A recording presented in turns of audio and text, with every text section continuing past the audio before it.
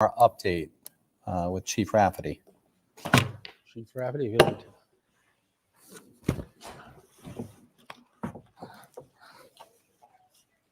Good afternoon. So good evening. Thanks for placing me on the agenda to come before you to discuss a few questions, concerns, and points that came up at the last select board meeting. Before I begin, I just wanted to let the residents of this community know that I'm always available to answer any questions you might have about the Canton Police Department. You can reach out to me at hrafferty@town.canton.ma.us. So first off, let's tackle the question one of the speakers had in relation to body cameras. In October of 2022, the town and the police unions reached an agreement on a body camera policy to be utilized. From the moment the contract was signed, body cameras were planned to be included in the department's FY25 capital budget requests. Obviously, this venture will have to go in front of the Finance Committee, capital outlay, and if supported, would make its way to town meeting in May of 2024 for residents to vote upon. If the town meeting body were to approve, that would mean we could have body cameras beginning as early as fall 2024, barring no unforeseen circumstances such as any supply chain delays. However, it's important to note that the purchase of the body cameras themselves are not the fiscal hurdle we have to jump over. The storage of the data is. It is an annual cost that many voters may consider cost prohibitive, and a huge part of the reason that a lot of cities and towns do not yet have them. The estimate for the startup of this program will cost between $150,000 and $200,000 the first year. Those monies would be used to purchase cameras for each individual officer and replace the cameras we have in our cruisers. Although working, the cruiser cameras are no longer supported by the manufacturer because mainly the excessive amount of time we have had them in contrast with the technological changes that occur so quickly. We're continuing conversations with Motorola and reaching out to Axon, two of the premier companies that are manufacturers of these items, to get quotes to support the capital request. We need to research what the different paths we can go down are, such as if the company should be the host for our storage and all the particulars that go with that choice versus hosting it within the town itself. We're hoping to have a trial period with both companies in the new year, whereby we would utilize the same couple of offices to test the product.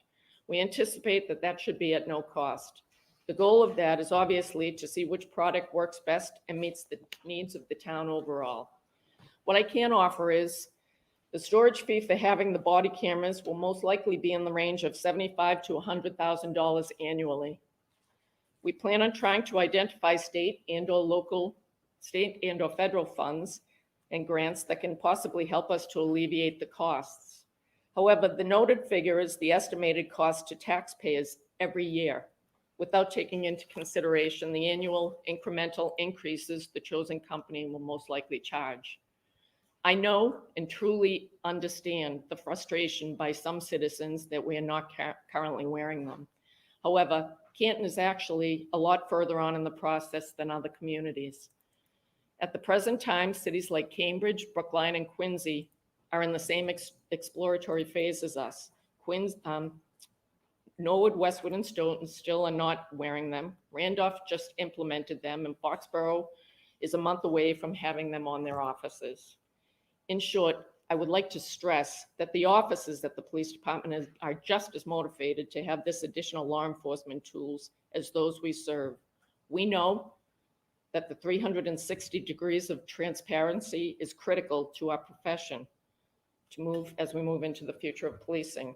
So I'll make sure to keep everybody in the loop as we forge ahead. The second item I'd like to touch upon is the comments made regarding the amendment of the administrative code of the select board.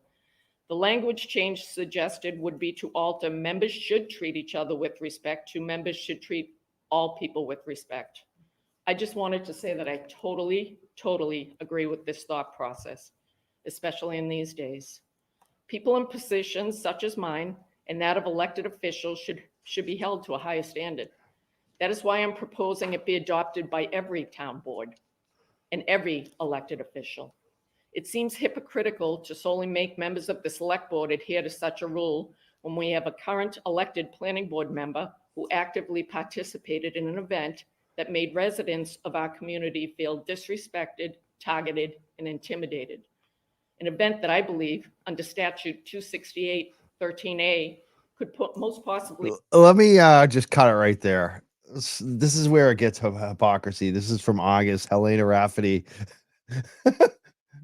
Oh my God. She sits there and it says, we got to be nice to everybody, show them respect, the citizens, and then she attacks a citizen.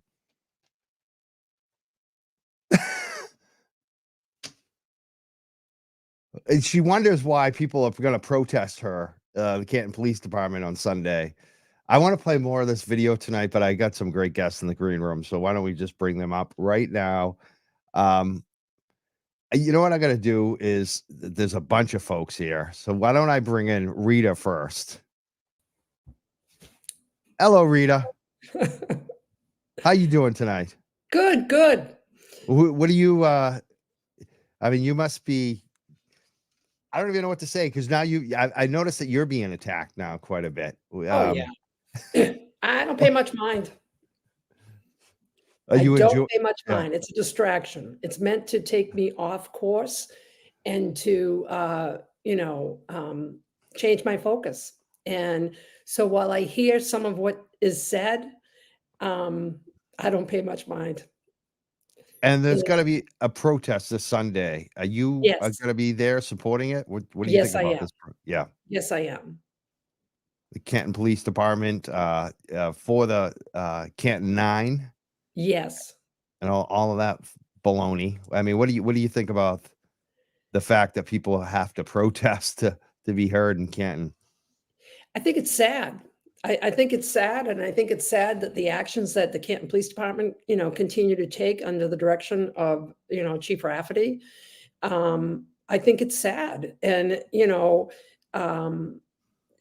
people want to blame the peaceful protesters for everything, but they really need to look in the mirror at their own behavior. And it was the Canton Police Department that chose to take Chris Albert over peaceful protesters, 9 or 10 peaceful protesters. And, the Canton Police Department has shown year after year, time after time, that Chris Albert is more important than all of its citizens combined.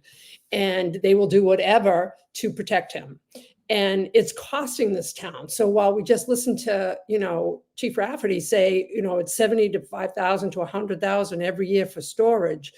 How much are we going to save on ridiculous lawsuits? Because we have cameras that captured really what happened, not what somebody wrote in memory or not fragments of sentences that are used to charge people. So the cost of those cameras are going to pay for themselves. And the actions that the police force takes at the direction of Chief Rafferty, because she is the chief and everything stops with the chief, it's costing the town. That's what's costing the town. And let's bring up the folks who are organizing this Sunday. What time is this thing? It's Sunday. 1 o'clock. 1 o'clock. There it is. December 17th. We got on the screen. We got Paul and we got Tracy and Dana. Hey guys. Hey guys. How you doing? Good. How are you, Mike? Hey Mike. Why are you deciding to call for a protest this Sunday at 1 p.m.? So why are we calling it? Because it's pretty simple. It's not for me. It started with Karen and John, which was bad, which is horrible. Then it went to another investigative reporter where his First Amendments were broken. Then it went to 9 random citizens that were just sitting on a sidewalk. At any point, it could be any of us. Absolutely. And not just this case. At any point, if we let this go, we could be protesting something else. And they look at this case and they say, oh, they're intimidating a witness. So that's why we're here. We got some passion behind us too, if you can tell. And tell us where does this protest start? It ends at the Canton Police Department, but it starts somewhere else, right? Yeah, Tracy has all that information there. Yeah, Mike, it's gonna start at 1, and we're gonna meet in the parking area that Rafferty actually approved us to park at. And it's at the Canton Recreation Department. The address is 92 Pleasant Street. So the overflow of that parking will be directly across the street if we need it. So we'll be starting there at 1. So hopefully people will be there and parked, and we're going to start walking to the Canton Police Station at that time from that place.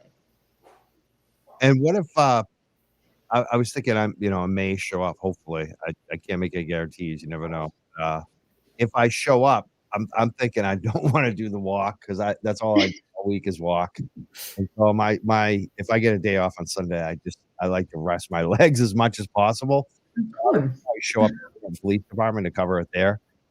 Is there parking there as well?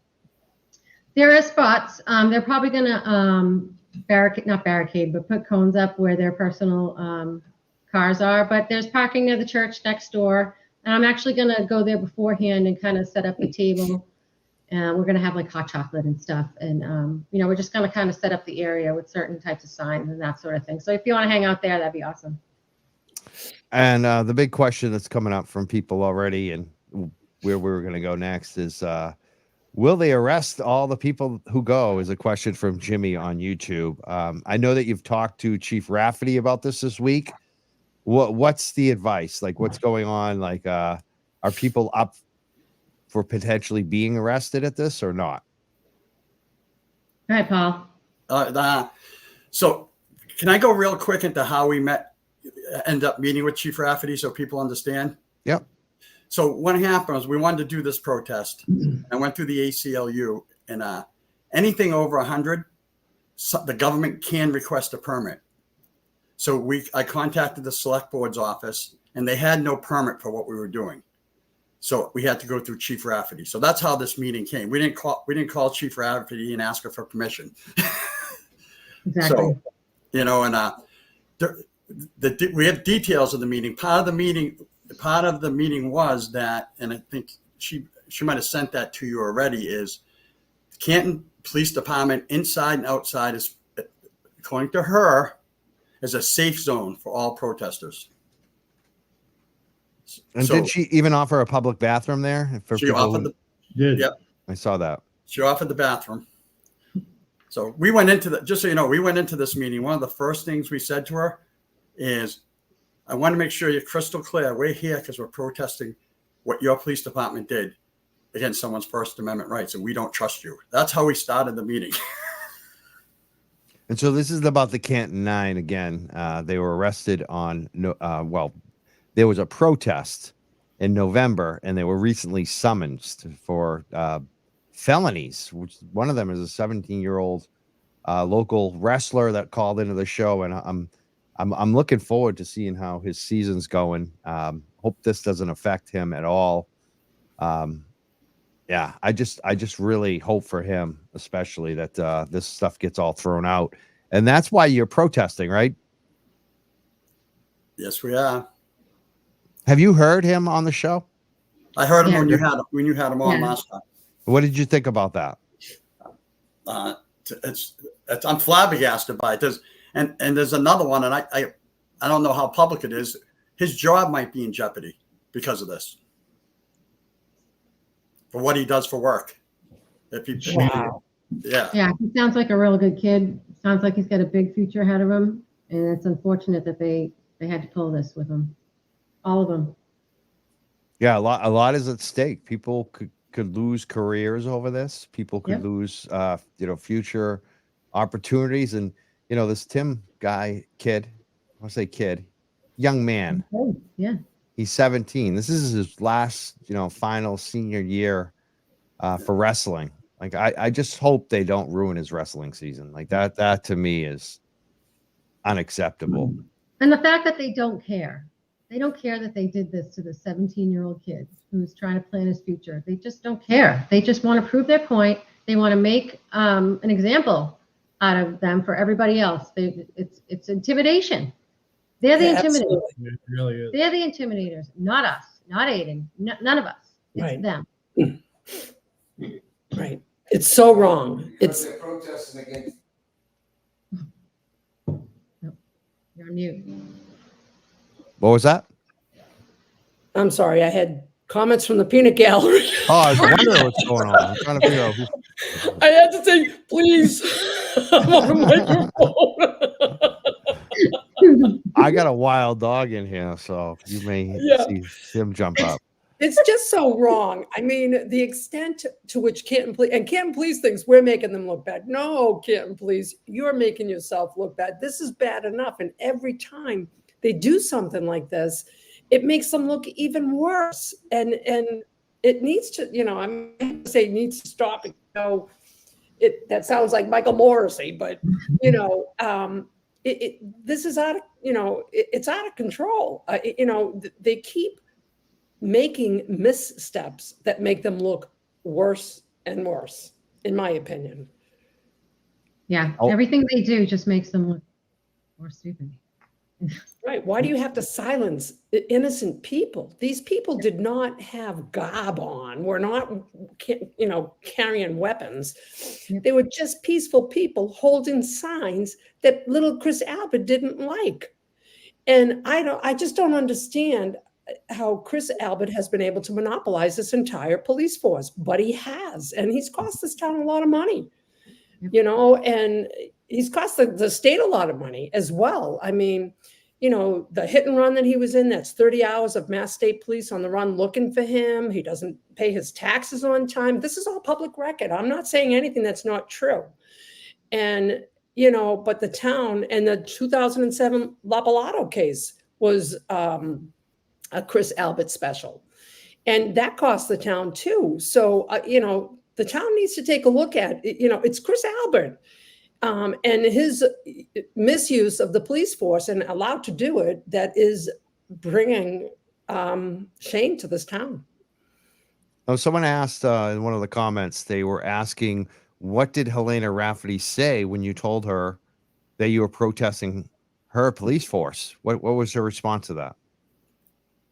I forget the exact response, but she understood, I guess. Yeah, That's the best way to. I forget what her exact response was. I don't remember either, but she I was knew about very, to find out. she understood. And Paul made it perfectly clear how the people of Canton feel about her and how they fear them. The fact that, Paul, I think you even said we were afraid to come in here because we thought we were going to get arrested. We thought we were going to get set up. That's how people feel about you and your police department that you run. I walked in with my camera on because I wasn't quite sure what was going to happen when we got there, because I protested a few times already there. Yep. And I let her know that. Can I hit a couple of questions that I'm getting a lot of?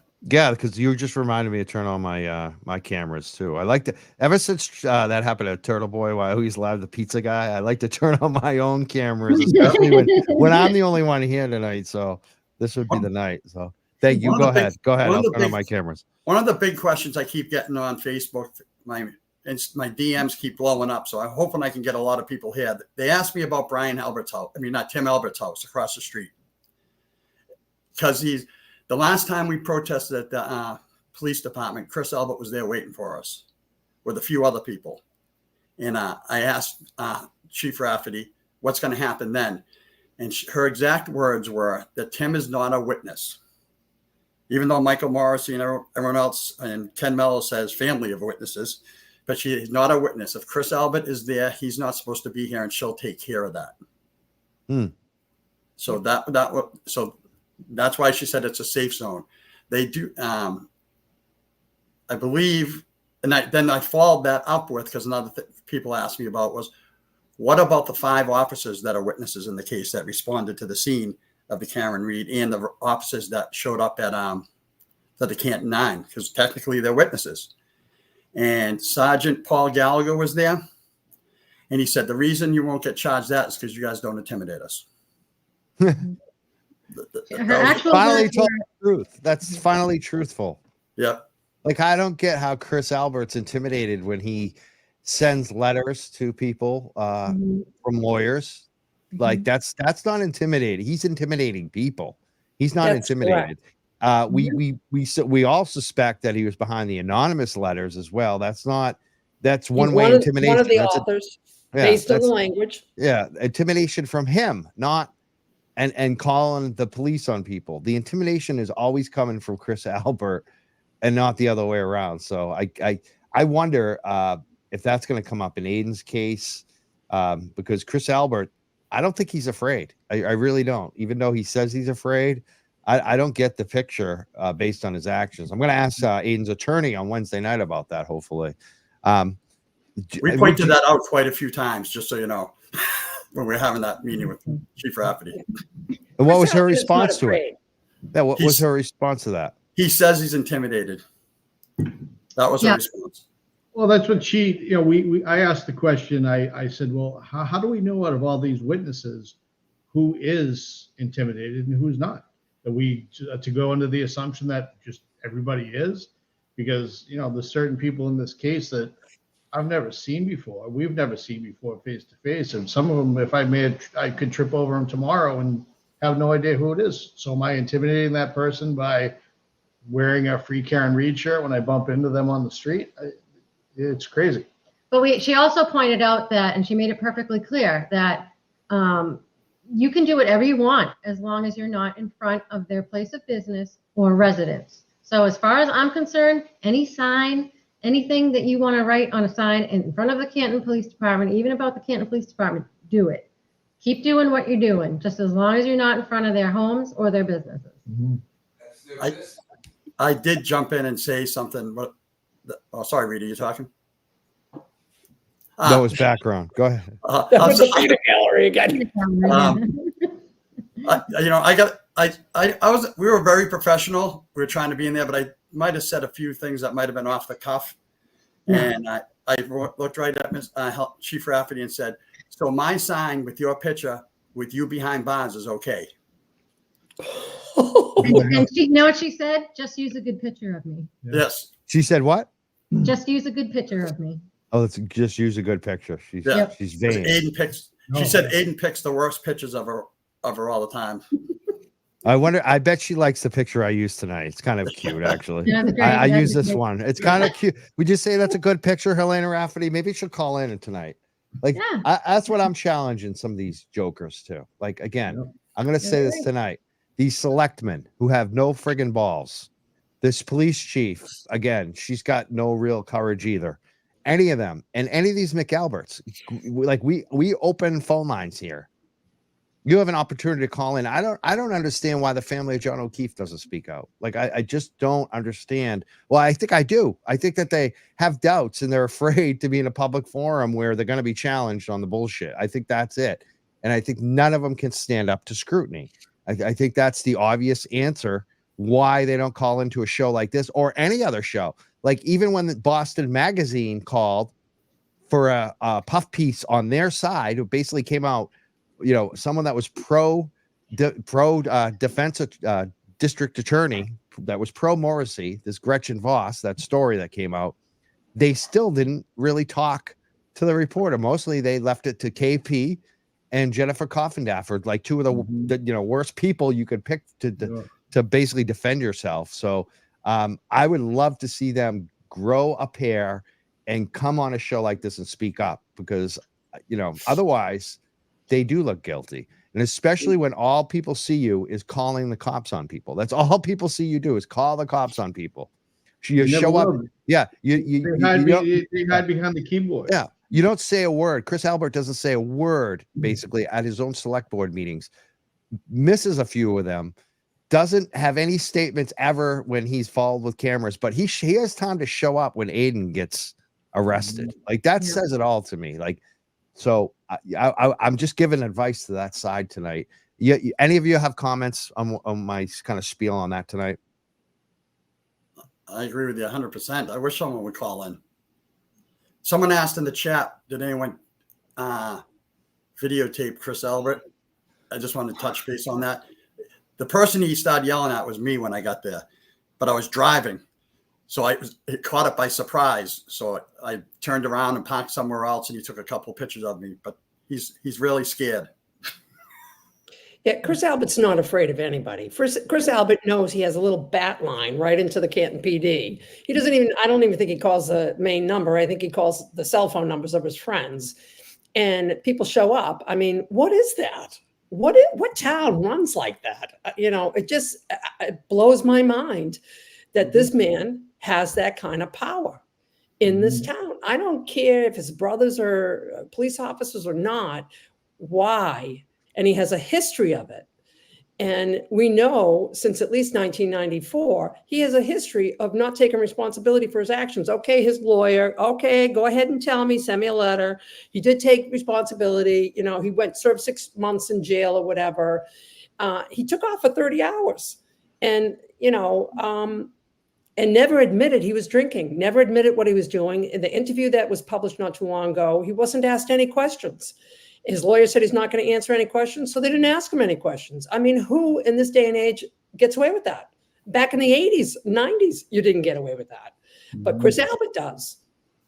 Yeah, and he likes to yell at women too. I've noticed that quite a bit. He yells at people who take pictures outside of his little sub shop there.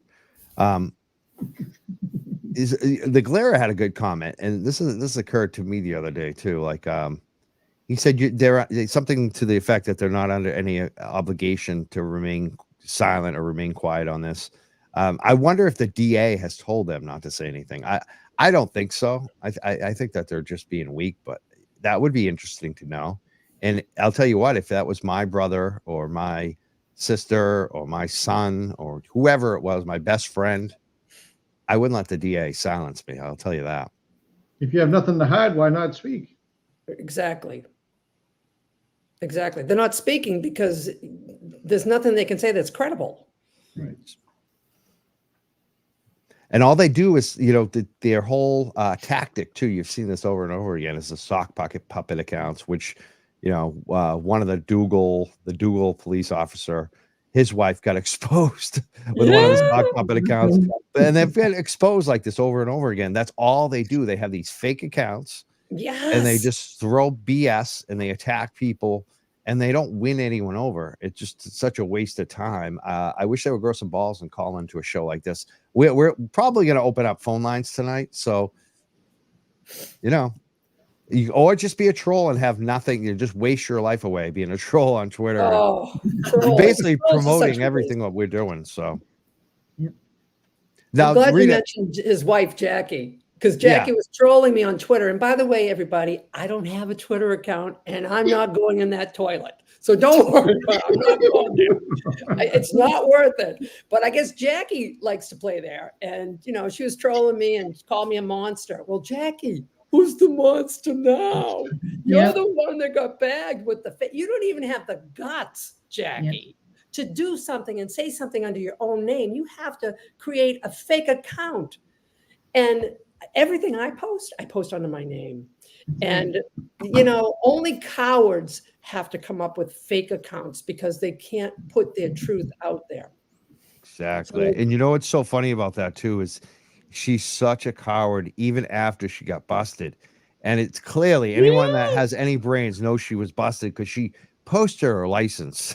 She posted her driver's license on that account. People saw it. It's got screen captured. She is busted and she's still such a coward that she wouldn't even admit it then. yes. And then she put on, she said, never was, never is, or something like that. And then she put the same thing on her Facebook account. How stupid. They're Stupid. stupid. It's like that other one, that Kimberly there, who posts the same shit on a dozen accounts and says, "Oh, it's not me." It's like, oh my God. Yes, it is. Yes, it is. They're so dumb. They're low IQ people, man. Oh, Yeah. that's one of the things why, like, I would never do troll accounts because it's like it's so hard not to actually get caught. Like, you got to be careful because people will figure it out. It's very easy to figure it out who's who under those troll accounts. And again, like you said, Rita, why would I? I'm not hiding who I am. Right. I stand behind what I say, and, you know, I speak truth, and anybody who speaks truth should be able to do it with their name. And if they can't do it with their name, why? If you're so convinced in what you're saying, then you should be able to post it with your name, not create a zillion fake accounts to tear people down and try to ruin their psyche just because, you know, their own psyche is destroyed. I mean, normal people don't do what trolls do. They just don't. They're a different breed of people. Totally. They really are. They Yeah. really, it's middle school mentality. It's people. And, you know, I'm going to say, I've talked to a lot of people since the town meeting, and some people that weren't able to get in, and they were yes voters. And, you know, they have this thing that, you know, oh, the majority. No, it's not the majority. It's a small minority of people who are in this cluster, and they have middle school mentality, and they've been getting away with what they've been getting away with for the longest time. And now truth is coming upon them. And, you know, it's kind of like the emperor has no clothes. Here we go. People, you're not really, you know, people have been afraid of these people for all the wrong reasons. Stand up, speak truth. You know, there's strength in numbers, and people every day are telling all of us how happy they are, what we're doing, and how they support us. And more people are finding their voices and joining us. And that is really great. I don't see more and more people joining the, you know, fabricated stories and the vitriol and the anger. The people on the peaceful protest side are just that. They're peaceful protesters. They're happy. They're fun people. They're exercising their First Amendment rights, and they're having a great time doing it for all the right reasons. You're absolutely I'm right. sorry. Every time we check in on our social media, it goes up. Like we're breaking new ground on our show with the amount of people on Facebook. We crossed 10,000 recently. We're over, you know, we just keep going. Like it's just every month on YouTube, we're up 50%. Like I'm just like every month, I'm like, can we grow another 50% this month? Like we just did it 3 months in a row. Like Awesome. eventually it's gonna, you know, obviously not go up 50% every month, but that's the way it's been going. I don't see those troll accounts going up at all. No. So you're so right on this. And it's nice to see the mainstream coverage now. Like last show, we said when Boston 25 came out with that, we predicted there would be more mainstream coverage. Today, CNN came out with a story. Yes. Quoted Rita, quoted Jennifer, linked to videos, had Turtle Boy in it, had John Como in it. It was just an amazing story to see. Court TV has done amazing. You got Peter Ellikin now. The attorney has come out, the Massachusetts criminal defense attorney. I want to get him on the show next too. We're going to have, I think people already know this, but I want to make sure I'm saying this. Turtle Boy's attorney, his criminal defense attorney, Tim, I think it's Bradle. Is it Bradle or Bradle? Does anyone know? I think it's Brady. Bradle. Tim Bradle is going to be coming on. I'm going to ask him what it is when he comes on. Is it Bradle? I think it is Bradle. Coming on Wednesday night at 8 p.m. on the Young Jerk. So make sure you stick around for that as well. So much is happening on this free Karen Read. I feel more confident today than I did a month ago or 2 months ago about all of this. Just, over the last weeks, not that I ever doubted Karen Read was innocent, but you're just knowing the system and how things work. I was worried, especially about Aiden's case. I feel much more confident now. How do you all feel about it? Do you feel like we're a little bit closer maybe to hopefully seeing some justice in all of this or not? I think we're definitely getting closer. And I talk to some people that aren't heavily involved as we all are, and they ask me, are you sure? And the only thing I do is show them John O'Keefe's arm. As simple as that. But we can go in. There's so many other things, but you just show that picture, and everyone goes, "Oh, that's from a dog." Case closed, as far as I'm concerned. There's so much other, but that's the big one for me that I use all the time. Yeah, I believe in our government. I believe in our criminal justice system. Things like this, fracture that belief, but I believe that we have more good than we have bad. And now is the time. If people thought that this didn't impact them, it most certainly does. This is truth versus gaslighting. And you are either going to live your life with facts that add up to truth, or you're going to believe vitriol that is spewed out there that is never backed with facts. It's just garbage. And this is a turning point, I think, for our country. I think it's time that people said enough of this nonsense out there, enough of the lies that are spewed out there and destroying people's lives. We need to operate with facts and a true, a justice system that supports it. And I believe that I was happy to hear that we got finally confirmation that the FBI was involved. And we got that through the letter that Ted Daniels sent to Morrissey's office. And so I'm happy that we got that confirmation.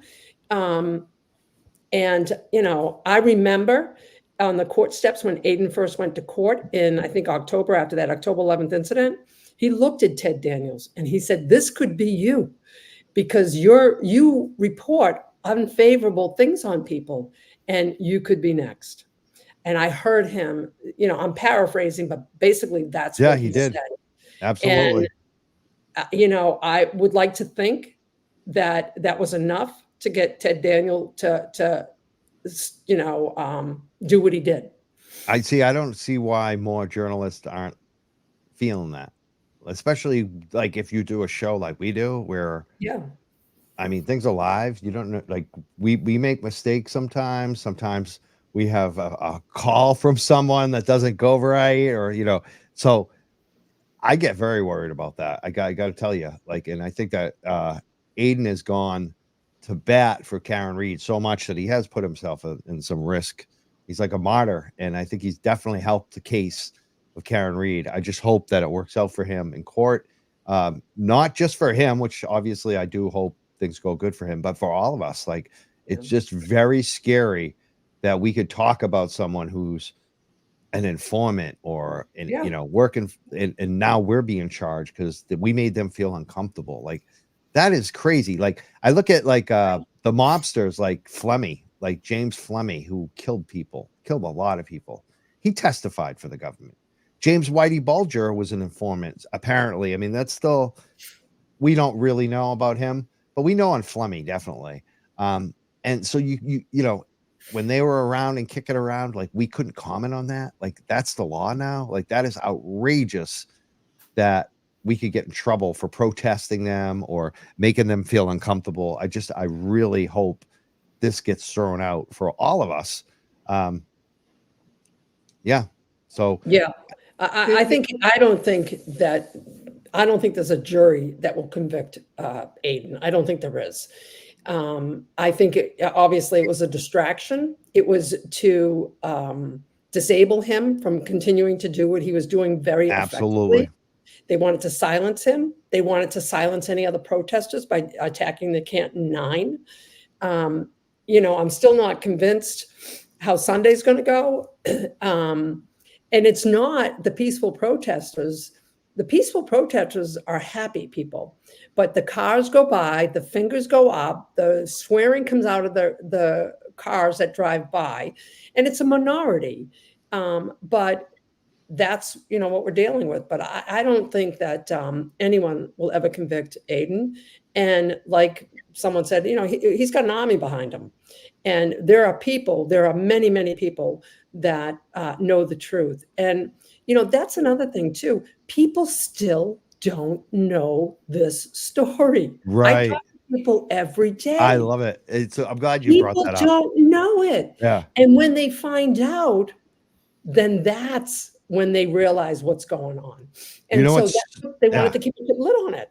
I'm sorry to cut you off. I'm just getting excited too about that, because I feel like this week, in the last couple of weeks, I don't know. I know a lot of our new fans from this case don't really know our full history, but this show used to be very locally political.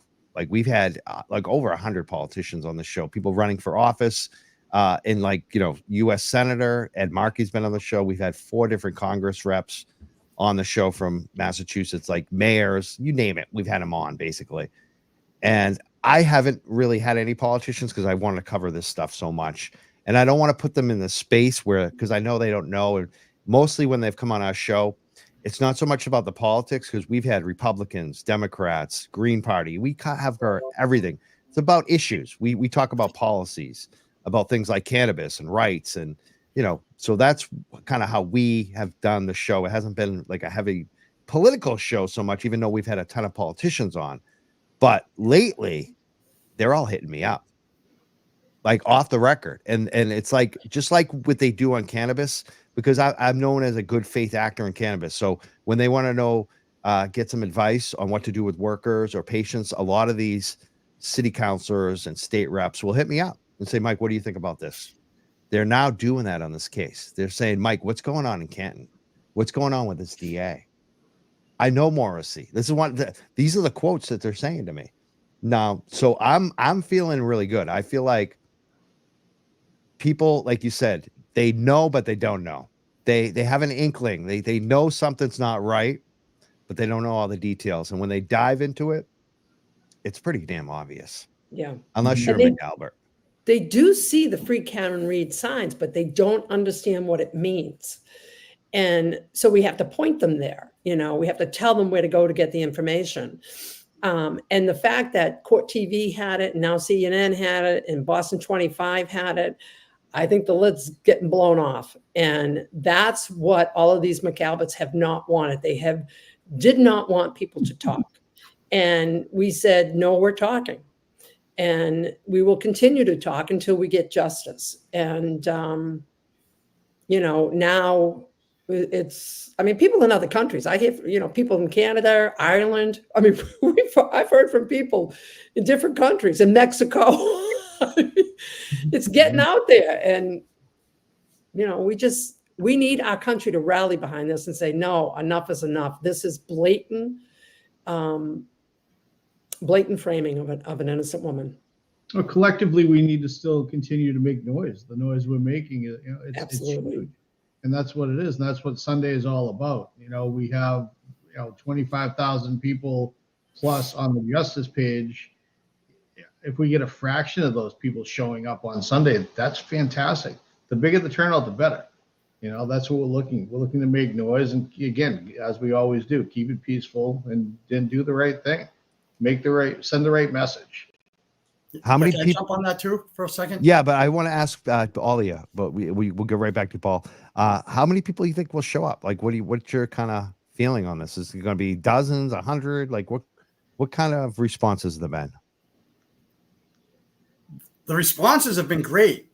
And unfortunately, it's the fear of going to Canton that sometimes is stopping people from coming. So that's sort of like why we're on here. We're going to be on a couple other shows during the week.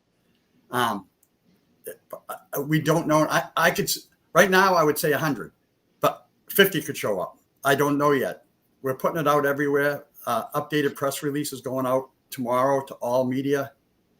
So we're just pushing it. I'm going to jump in. I just say one more thing. We keep talking about people being silenced, and the time. We need to. Rita said, this is a changing in our country right now. The time is now. For this Sunday, really, the time is now for people to show up. If it's not for Aiden, if it's not for Karen, if it's not for the Canton 9, not for yourself, your kids, your grandkids. Now is the time. We need people to show up. We need our voices heard. We need the numbers. So a lot of people are reaching out saying they're coming, and we need you guys to come. It's going to be a peaceful protest. I think Rita sent me a message earlier. I want to make sure there will be people show up, but we're going to be peaceful. If some distractors show up, we be peaceful. But now's the time for people to show up. We have there's an event page created on the Justice page. Someone created one publicly. Go on there. Tell us you're coming. We're prepared. We want to be prepared. That's all. Love it. I love it, Paul. And you know what? We're getting a lot of comments right now. Scott says, I'm going for sure. Here's one from YouTube. They say, my husband doesn't want me to go, but I'm going. I love it. There's another one. They say they're driving down from New Hampshire to be there. Awesome. There was another one that said that there was 6 of them coming in from Western Mass. There's a lot of comments coming in. Chrissy Mello says, I'll be there. Can't wait to get back on the team. Hi, Chrissy. Yeah. So it looks like there's going to be some people there. And another thing, we're not going to be just standing around holding signs. We're going to have people speaking. Hopefully Rita is one of them. And we want to get, the people of Canton to, either prepare something or just get up there and speak. We have a lot of people who, we have Dave and Erin from Unsafe Spaces. Yep. They're going to be there. Aiden mentioned he's going to be there. We really want people to just get up and speak and say what's on their minds, rather than just, waving at people and having them beep and be like, oh, they beeped, awesome. We want to speak. We want people to get up there, tell the Canton Police how you feel. Say whatever you want to say. This is our point. This is America. We have the right to do this. Right. And And if I want to ask a question. Wow, where will the speeches be? Because I want to definitely get those. Will We're that going be to be right smack dab in front of the Canton Police Department. We're so going to that's where the speeches will be. Cool. Yep, we're not going to be on the sidewalk. We're going to be on the lawn. I mean, we will fill up. We're going to be on the sidewalk. We do want those beeps, for sure. But we're Awesome. going to be taking up that entire space, and we've gotten permission to do so. Lorena says 4 of us from Bill Ricca. That's what we need. We need people coming just like that.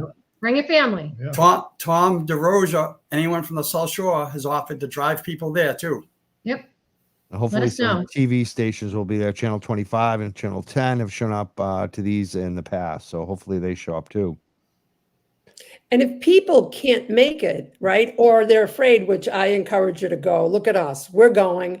If they're coming for anybody, they're coming for us. Yeah. And I'm not doing anything to break the law. I've never been arrested, and I don't want to make that change, But if people can't, for whatever reason, then just protest wherever you are at 1 o'clock. Protest around the world at 1 o'clock, wherever you are. Yeah. Come to Canton. If you can't come to Canton, just get out and protest at 1 o'clock Eastern Standard Time. Renee Rose Miller says she's going on YouTube. Yay, We got so Renee. many. Yeah, we got so many of these. Renee was the one that got the Plymouth Police got called to where she was on Crown Colony. Was it Colony Place? Yep. So we submitted a FOIA to make sure we knew who called on them. So we'll be following up on that too. I'm Someone gonna- called. Someone called and said she was going to have 500 people there, 500 right? people, and they didn't have a permit, so they showed up. And you know what? Plymouth County loves Karen Reed. So Awesome. nice try. You'll be hearing from us. Someone made a funny comment, Liz Nelson, which I think is a truthful comment and funny too. She said, Channel 5 will definitely not show. I think we can count on that. Yeah. Absolutely. Yep. Channel 5 will not be there. I will I don't- never watch Channel 5 again. Never. Yeah, I've got Never issues with watch Channel 5 too. again. Yeah. They tried to have me arrested a few years ago, actually. It's pretty funny. I was doing a legal cannabis giveaway. I was Nice. protesting an event, like a one-man show. Well, there was like a dozen of us, but I let it. The Channel 5 reporter basically tried to lure me down to get me arrested on camera because she thought I was like some stupid idiot that didn't know the law and wasn't going to follow the law. And I totally outsmarted her. I got on TV too. Thank you, Rondella Richardson. Mandela Richards. Even though she tried to make me look stupid, I made her look stupid in the end. They're shady, man. They used to be the best too. Like there's Yeah. another instance of mine where the Boston Freedom Rally, the Hemp Fest. I used to work on that for like 10 years. I booked a lot of the biggest shows. And then after I kind of stepped aside and let some other people take over, I still covered it. And I did like an interview there. And it was basically like on our YouTube channel. We used to have another YouTube channel before this one. And it was basically like the grassroots discussion. And they put my video on WCVB without asking me. And they were like, there is no grassroots movement mess. Like they're basically showing it and then denying that we exist. It was just, and I was like, I should have sued them actually, but I just, I didn't have time, whatever. But they're just so shady. I did WCVB. Yeah, I'm really disappointed. I mean, they were my go-to local station. Not anymore. Yeah, Nat and Chet. Yeah. Nat and Chet were family. Yep. I love Nat and Chet. And I Yeah. still like some people there. Yeah. It's funny. I don't like Rondella, but I like the other one, Egan. She's good. Like Yeah, there's some she's people I've had experiences with her. She's very good. There are good reporters everywhere, but Jennifer Altman just gave $19.99 on YouTube. Thank you so much. She said you all rock. First Amendment. I should say tonight too, we're doing the fundraiser again. We didn't raise that much money last week, so I'm rolling it over Our next donation is going to be from this weekend. Last week, same thing that we did last week. We did raise a lot of money last week, but not quite as much as in the past. So if you want to donate this week, really appreciate it, because we want to continue to donate to the funds. We do 60% of the donations that come in through the Cash App, Mike Crawford 1, or Venmo, Mike Crawford TYJ. We split them up 20% Canton 9, 20% Free Karen Reed. It's thecanton9.com, freekarenreed.net if you want to donate directly, and then 20% to the Turtle Boy Defense Fund. You can also Google that if you want to give directly. I suggest people continue to donate to those funds. Please donate. I want to thank you guys all for being here tonight. What do you want to share? Like, there must be something that I'm not asking tonight. Yeah, I have a couple of things. I have a couple things, Mike, because I just want to address the big questions I'm getting. The first, we went into this planning on protesting it in front of D&E.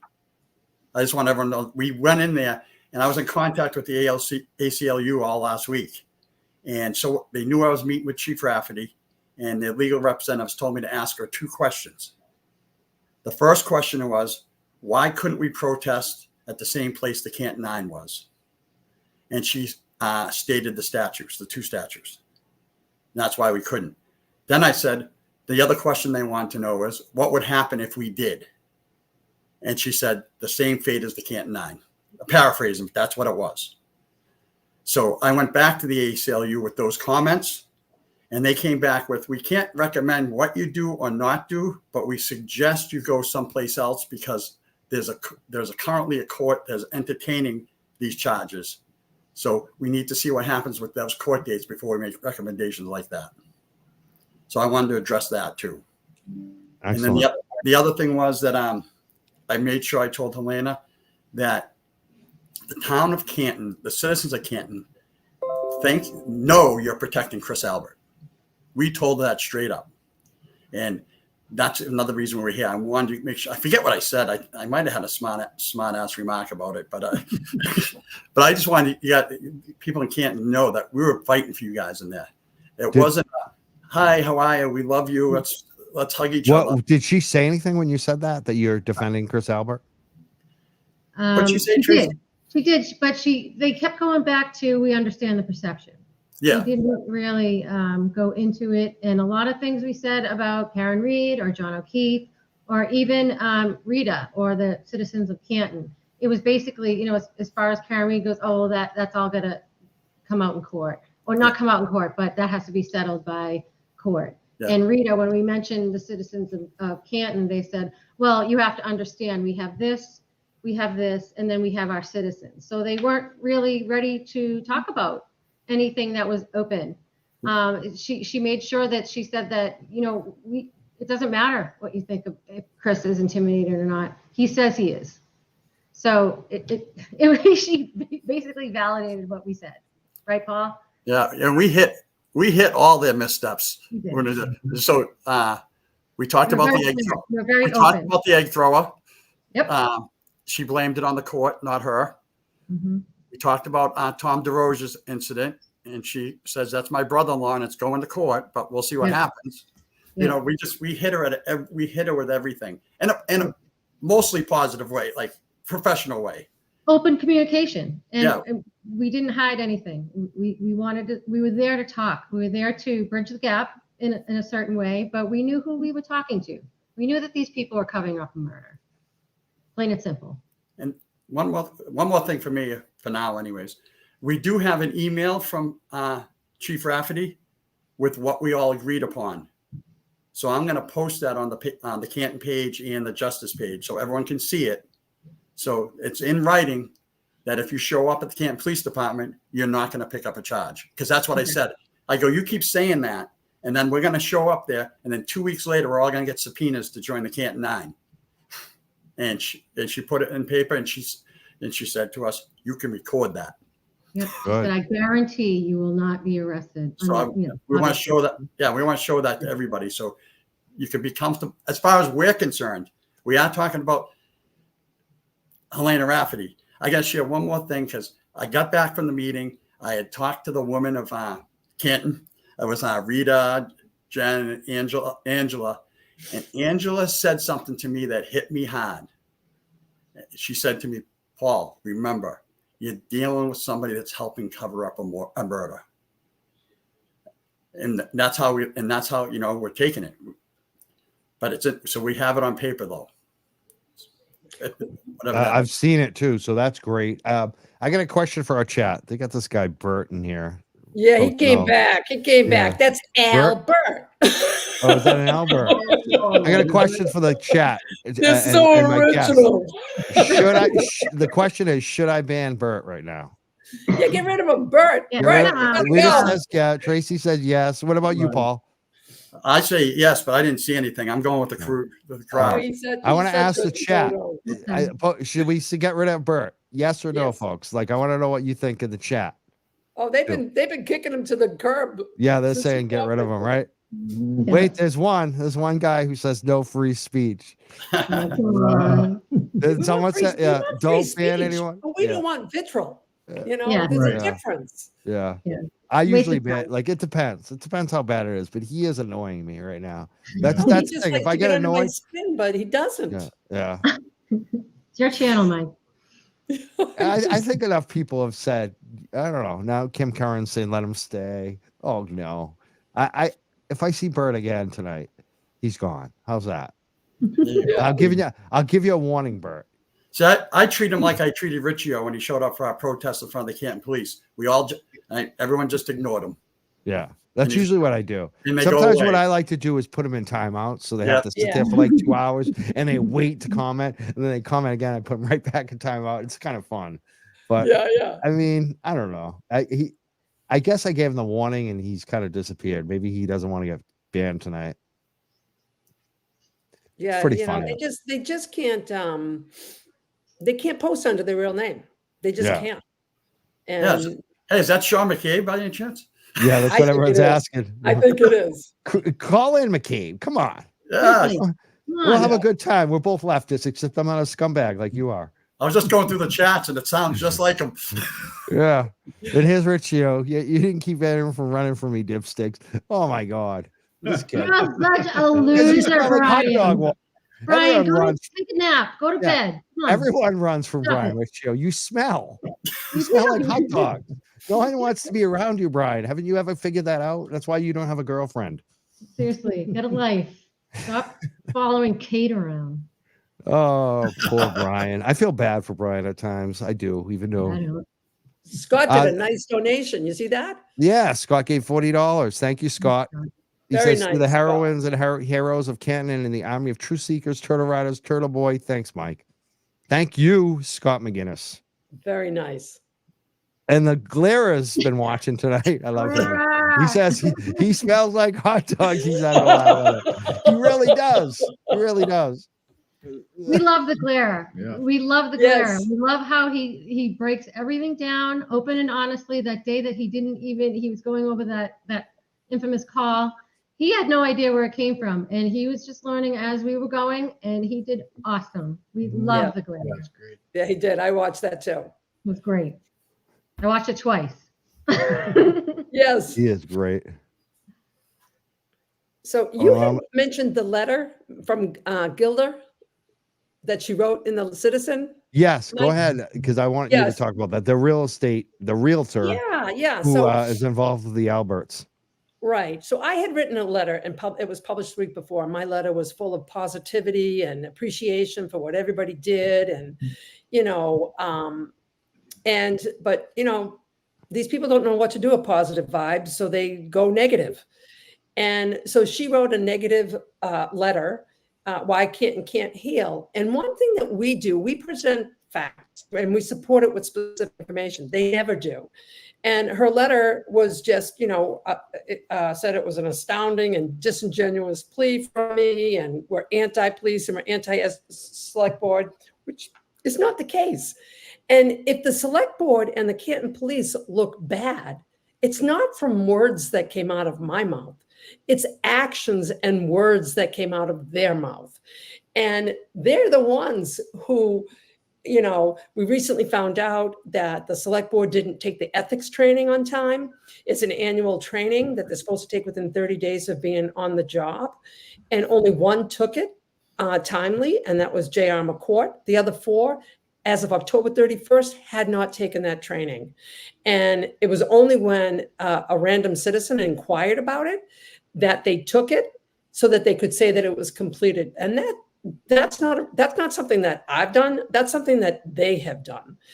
And, the Canton Police arresting the Canton 9, that's not me putting them down. That's their actions showing that there's a problem here. And so, this woman was saying, I'm implying that I'm making them look bad. I'm not making them look bad. All I'm doing is speaking to what they have done.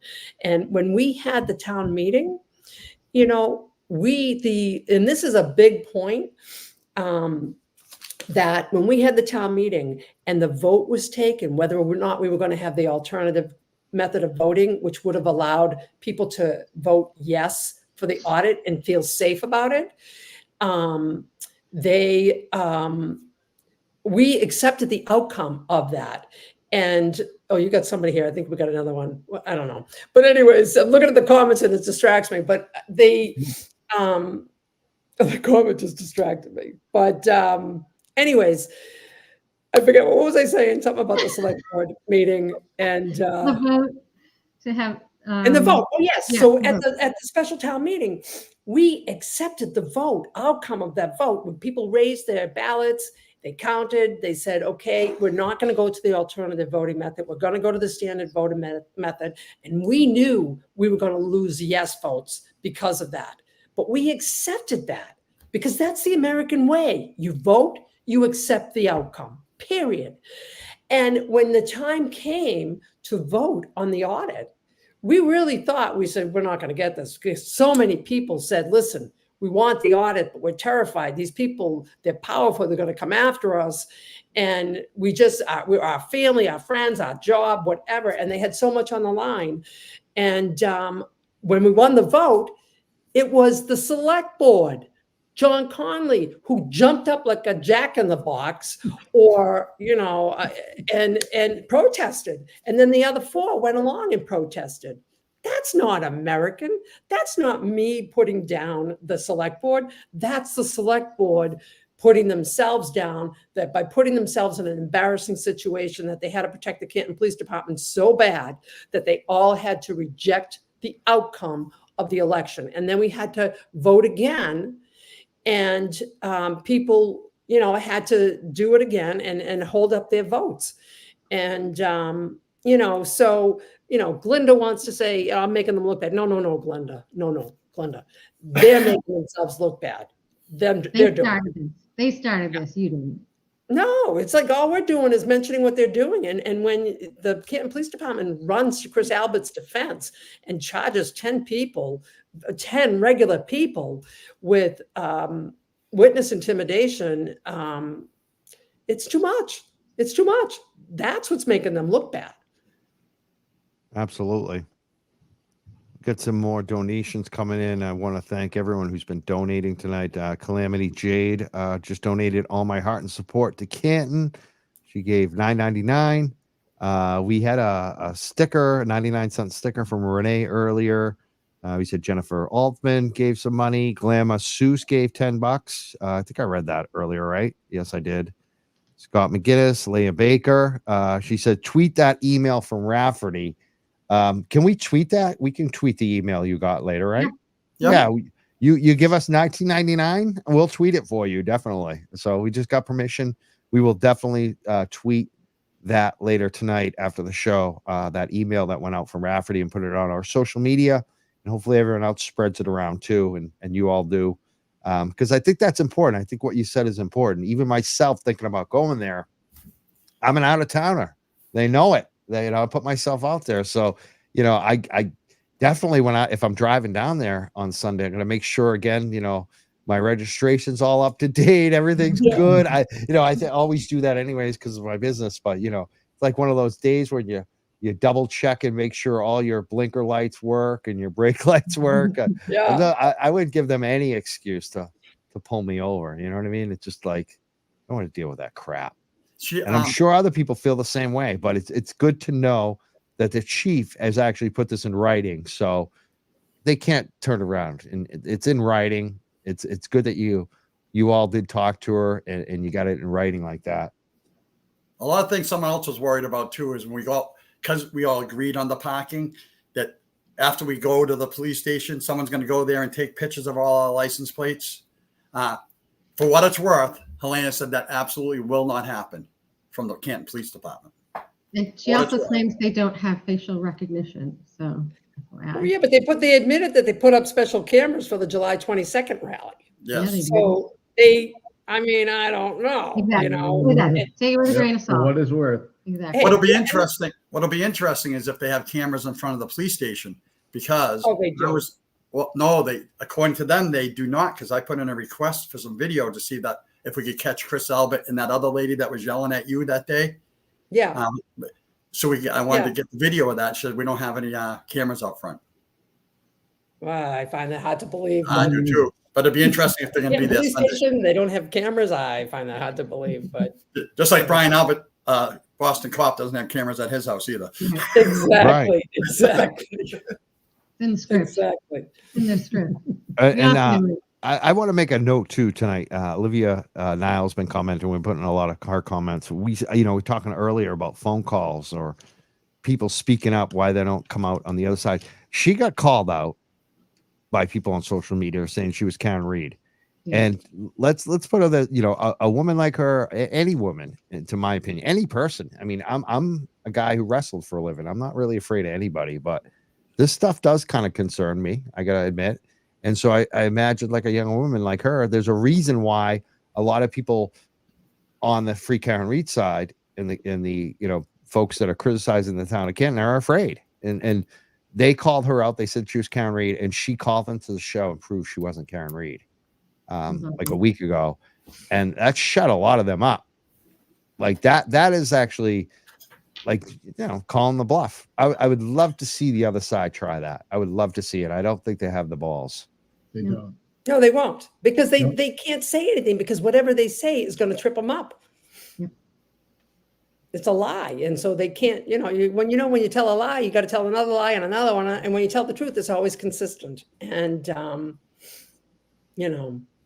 they won't come on. Yeah, I don't think so. No. I definitely want to take phone calls tonight too. I also kind of want to play more of this video. Do you want to watch some of the video from Helena Rafferty?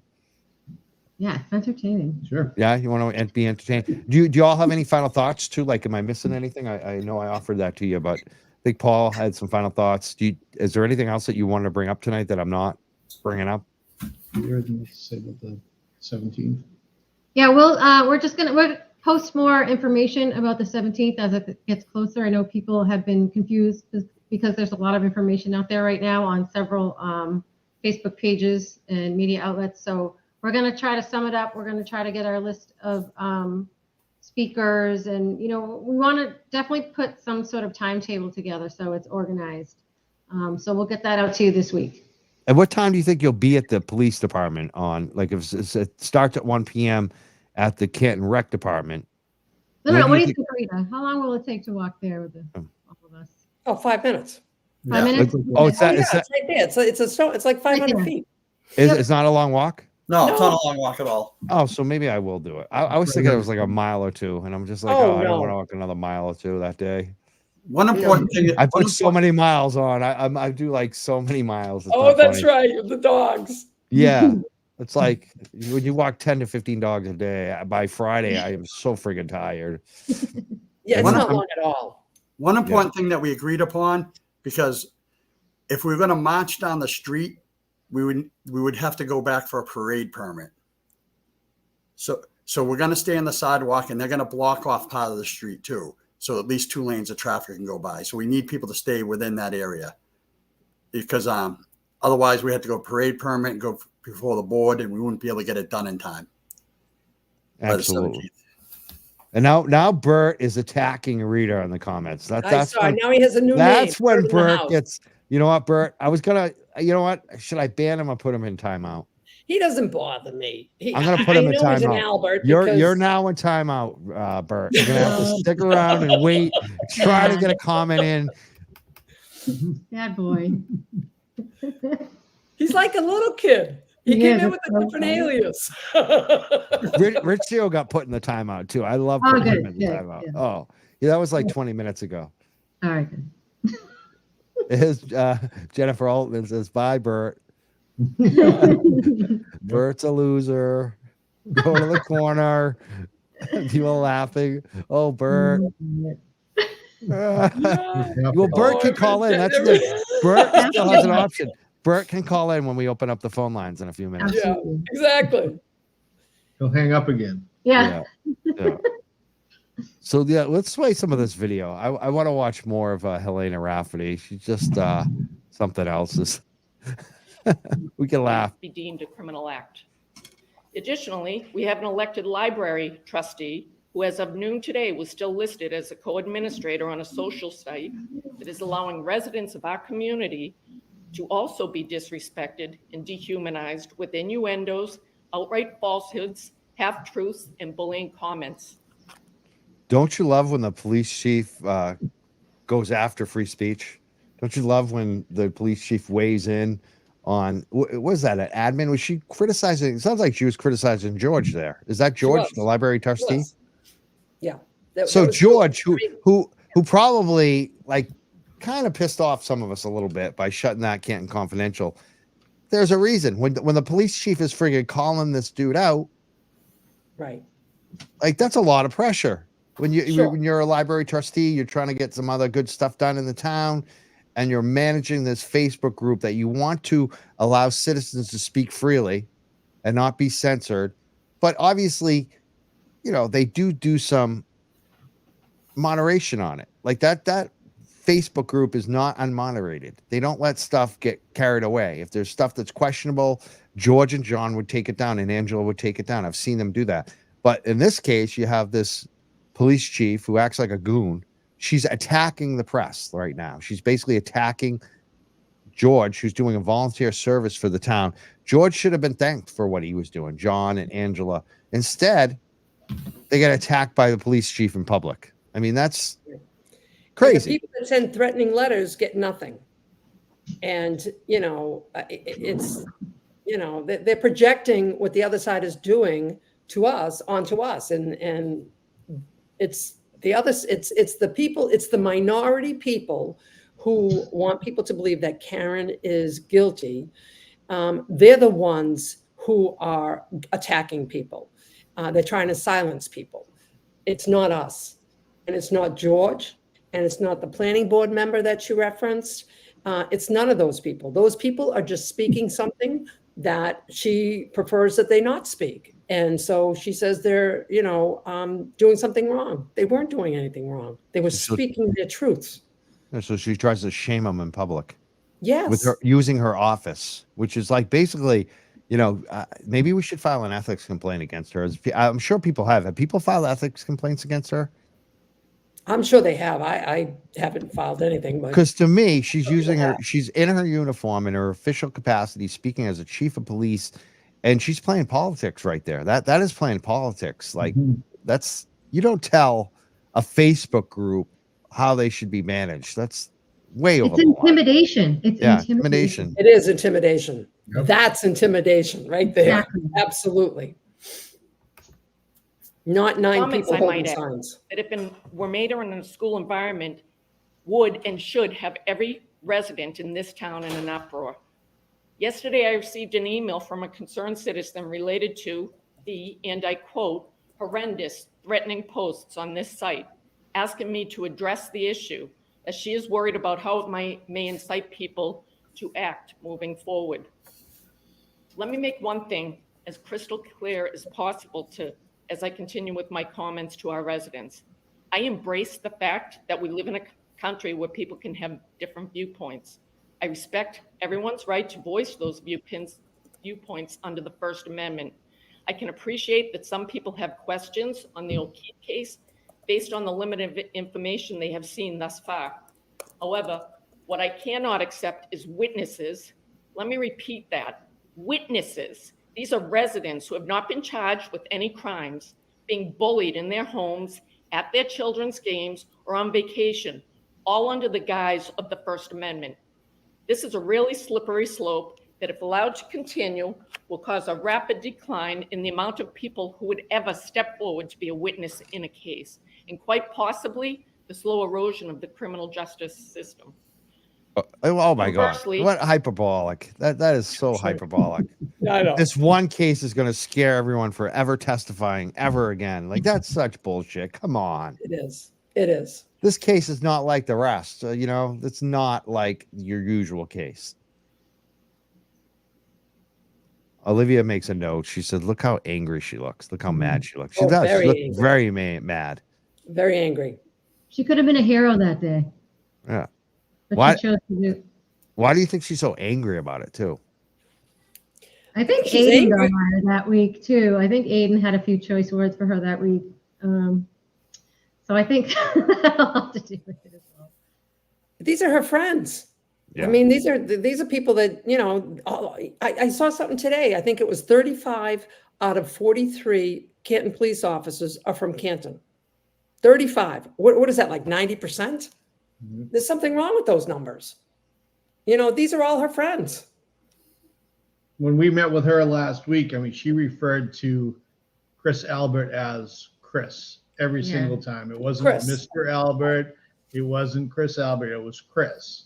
Chris. It was mind blowing. Yeah. Yeah. 82% of the force. Think about this. You put this in business, because that's my background, business. I'm not government. I'm not politics. Business. Yeah, 81.4% are Canton residents that are on the Canton Police Force. These people grew up together.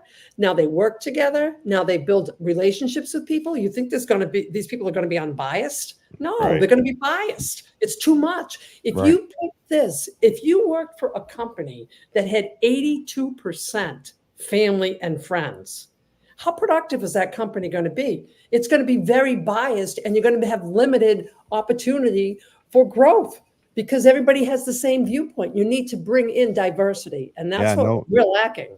Right. No innovation, no outside views, just groupthink. No diversity, Based none. on the hierarchy, and it's in Canton too. Like I look at my friend Tommy Kelleher.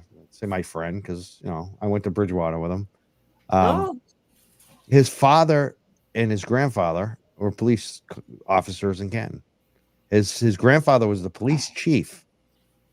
So I mean, some of these police go back generations. They don't just know each other from high school. They know each other from their grandfather or their absolutely. or their father who was a police officer. So there's a lot of that going on. And now there's a new generation. It's just, if something's not done, it's just going to keep going. Right. We need diversity, and this is not diverse. And that's what's crystal clear about this. It's not. And this is what you get when you don't have diversity. It's unbelievable. It is. As one of the judicial system, I'm sorry. Conversely, as one of the many people responsible for the safety and well-being of people in this community, I will not tolerate any persons in this town actively participating in actions that place those on the other side of this debate in fear by throwing objects from moving vehicles or any other similarly aggressive actions. Like eggs. What's happening to our community? Where's the civility during times of opposing viewpoints? Excuse me. We have a point of order. She's speaking, please. In my initial and only statement about this case thus far, I used the word sensational. When you Google that word, the first definition to pop up is causing great interest. Ironically, the example used in the definition is a sensational murder trial. My statement expressly asked for people to sit back and wait for all sides to be presented. How Aiden Kearney, AKA Turtle Boy, manipulated my message was certainly not how it was intended. However, as with many things in this case thus far, Aiden Kearney has shown that his perception is not the reality of the situation. And here's a few examples. Aiden Kearney falsely reported that one of my children dates the daughter of Jennifer McCabe. My children have never, ever met any of the McCabe children. Responsible journalists would have fact-checked that. It's such easy information to confirm. And still, to my knowledge, that has not been retracted. Nowhere has Aiden Kearney stated, hey folks, mea culpa. Why? perhaps because it would bring into question the veracity of his many other allegations and theories. Aidan Kearney has also insinuated the slanderous allegation that I had an inappropriate relationship with Chief Berkowitz, and as a result, he appointed me to my current position. Notwithstanding the fact that Kenny Berkowitz is not the appointing authority for this town, I can only hope that such a statement outrages every woman in this community, for we fought hard against these abhorrent, defamatory stereotypes for decades. In the days leading up to his rolling rally, Aidan Kearney reported to everyone that Jennifer McCabe had fled to Maine to avoid his event. Again, he was disingenuous. Jennifer McCabe was in fact home when he and 75 to 80 people in 40 to 50 cars pulled up in front of her home with the bullhorn. She was inside with her husband and 2 of her 4 children. She watched this group of both residents and strangers converge on her home. Can you imagine the terror she must have felt for the safety of her children based on the state of the world today? Again, this is a witness in a case. Additionally, I know it's been circulated that John O'Keefe had conversations with Canton Police detectives related to drug activity in that neighborhood. Well, I'm here to confirm that. He absolutely did. He reached out to the detective unit directly. However, none, and let me repeat that, none of his well-documented correspondence with us included anyone alleged by Aidan Kearney to be involved in this case. The point I'm trying to underscore with these statements, with the examples that I've put forth as well, is the same one I was trying to make in my initial statement. Take information in and verify it. Be patient while all aspects of the case unfold. This system is painfully slow, and it should be, as the gravity of its process holds the liberty of someone in its midst. Follow the actual trial. Listen to all the information. Let the courtroom be the forum where both sides get to present their case in full. Then make your own informed decision, whatever that's going to be. I know that mistrust for the Canton Police Department has taken root around this case. Based on the feedback that I and officers have received, I'm not sure that it is nearly as widespread as portrayed by one of the speakers at the last meeting. However, I do acknowledge that it is there, and I hear you. I believe the first step in bridging that trust gap is effective and healthy communication. I'm also open to discussing ideas that residents believe will help build that fractured trust amongst those experiencing it. So let me reiterate, I am willing to meet with any Canton resident one-on-one, wherever in town you would feel most comfortable, so that we can have a dialogue where you can ask questions and you can get a sense of who I am and what I stand for as the leader of the Canton Police Department. And finally, as I close, and I am so grateful that these final words I have will be memorialized on camera. No matter what the jury decides in the O'Keefe case, I will always be able to look in any mirror I pass. My children will always be able to view me as a person of integrity, and I will always be able to look. Yeah, I'm not so sure about that. I want to thank Mark Dufer, who just gave us $200. A lot of contributions coming in tonight through YouTube. Thank you so much. That was just ridiculous. I don't even know if I want to listen to the last bits of it. I mean, I think that she's going to have issues looking in the mirror 10 years from now. Like, do you all? I feel very confident in that. I think that this is going to catch up to them all. What do you all think?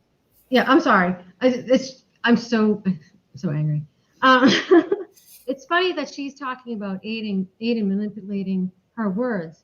Yet that's all they did to him with all these charges they have against him. All they did was manipulate and take snippets of things so out of context. And now he's being charged with nine counts. 9. It's okay for it's not okay for him to do it, but they've been manipulating this entire thing the whole time. And Melissa made a very good comment. What about John? How do you think John felt when he knew he was going to die? He knew he didn't have any way to defend himself against these people. How scared was John? How scared was John? How dare she? I love that comment. I'm glad you brought that up, Tracy, because we posted it on the screen. There's so much talk about the Google searches. What if it was at this time, or what it was at that time? After hearing that voicemail of the 911 call, I don't know how she search for that. I don't know. I don't believe that Karen Reed asked her ever to search Of for course she that. didn't. You heard Even if they can prove that it was just at that one time, that later time, I still think that's very friggin' incriminating. I don't know how you explain that on the stand. I don't know how she can say that Karen Reed asked. I don't believe that Karen Reed was screaming. She was screaming. Karen Reed wasn't going to ask her how. Go Google this. Yeah. She wasn't gonna. That I don't believe that. That just doesn't make any sense whatsoever. I'm glad you brought that up, Tracy. It's like, how did John O'Keefe feel when they were He was doing this? probably scared out of, he knew he could not defend himself. That moment he knew he was probably gonna die. How Yeah. scared was John? And when she attacks Aiden's credibility, she doesn't say, "Oh, he said this about the case, but this is really the fact." She attacks his credibility about her children. Her children have nothing to do with this case. You know, if you're going to attack somebody's credibility, attack their credibility based on what they've done. And Jen McCabe, we all know, was in Maine when that Roland rally was happening because people took a picture of her and Matt on the beach. And that's what happens when you Google how's long to die in cold at 2:27 in the morning, when less than 4 hours later, somebody's going to be found on the lawn. So Right. that's what happens when you do, you know, vile behavior like that. You get people staring at you. And if Jennifer McCabe was so afraid in her house, if she was in her house, and that's a big if, she was in her house, then why didn't she call the police department to protect her? Those 75 to 100 cars or people were driving around town and not one of them saw a police vehicle. Not So mine. We didn't if see it one. was so terrifying for that Roland rally, which I would have been part of had it not been for my dad's birthday that day, you know, people weren't afraid. There was no crews or no police anywhere in sight. So it's not credible to stand there or sit there and say that, you know, people were afraid. And it was Tom Theodore's niece who threw the egg.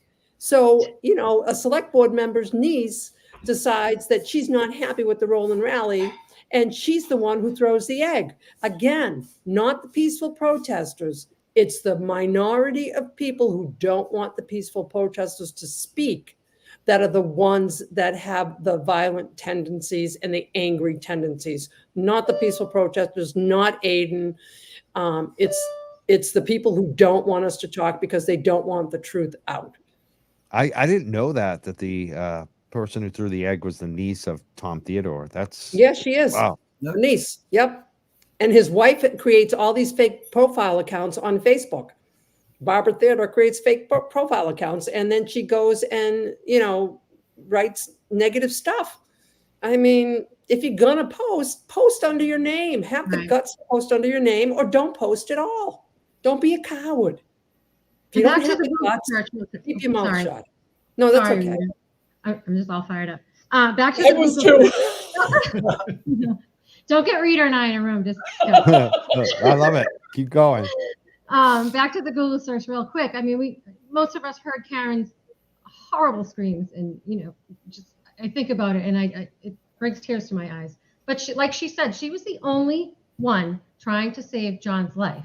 And I'm sorry, maybe Mike, you can elaborate on this. I was on a murder trial jury way back in the 90s, and what it had to do with was joint venture. We have a joint venture law in Massachusetts where if you're in the vicinity or if you see something happening and you don't do anything to help that person from either dying or getting hurt, everyone involved is going to be charged with the same charge.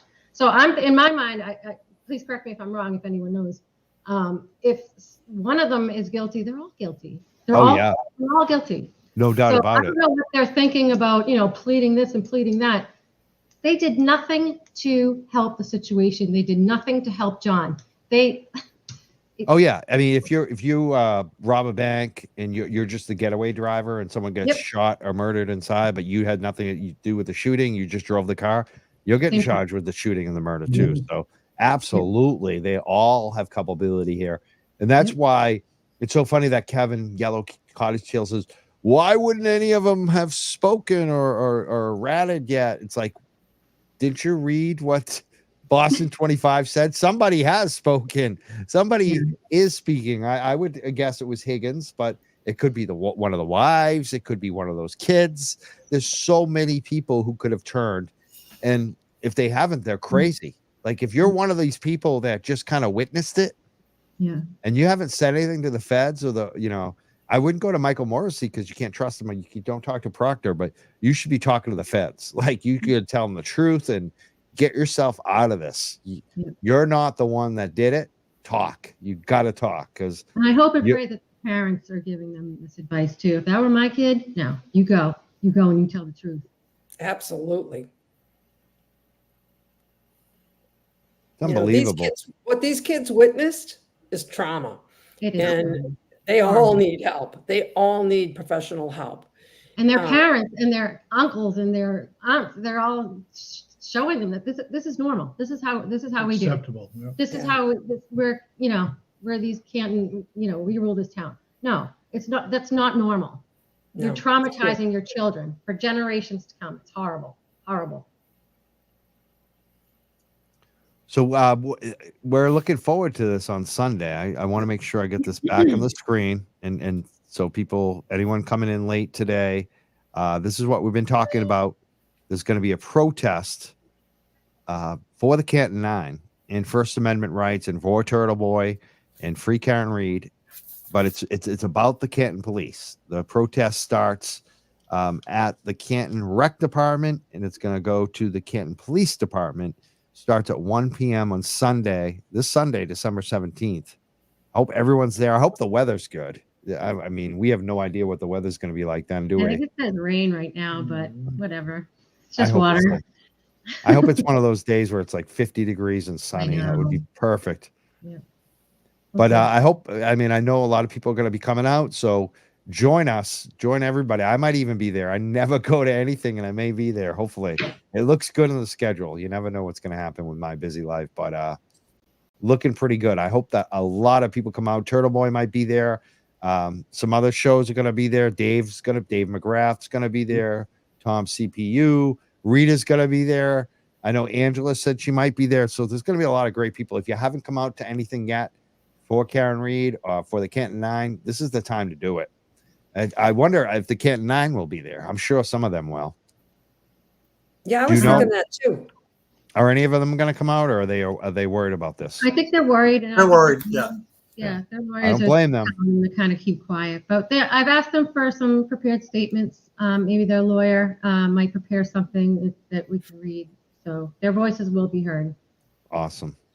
And we're going to try to take some phone calls tonight too. It's late right now. We've been over 90 minutes. Any of you have to drop off and go back to your family life right now? Well, this is my new family. This is it. It's true. I don't get to say that because my partner might be listening. She might get mad. If you saw me, Tracy, and Dana together, you would think we were friends for years. Yeah. Oh my God! Yeah. We met 3 months ago. Yep. Yeah. That's what this movement does. Everybody, it's the best America has to offer. It really is. The people that are coming out, that are aware and are coming out, this is the best America has. And I'm proud to be part of it. Now, Leah Baker's asking, can you share Twitter handles for the guests? Rita's, you're not on Twitter, right? Rita? I'm not on Twitter. No, I don't want that. I don't have Twitter in my life. I'm on Twitter, but I'm so new to it. I can share my, I don't even know my handle, but I'll share it somewhere. Yeah. I'm at the Young Jerks. So that's it. Nobody's on Twitter really. I just put mine in the chat. Oh, Okay. here I am. So we're already getting phone calls, but I thought I had it set up, but it didn't look like it came through on the system. So I'm going to try to set that up again, just to make sure that the Bluetooth is on.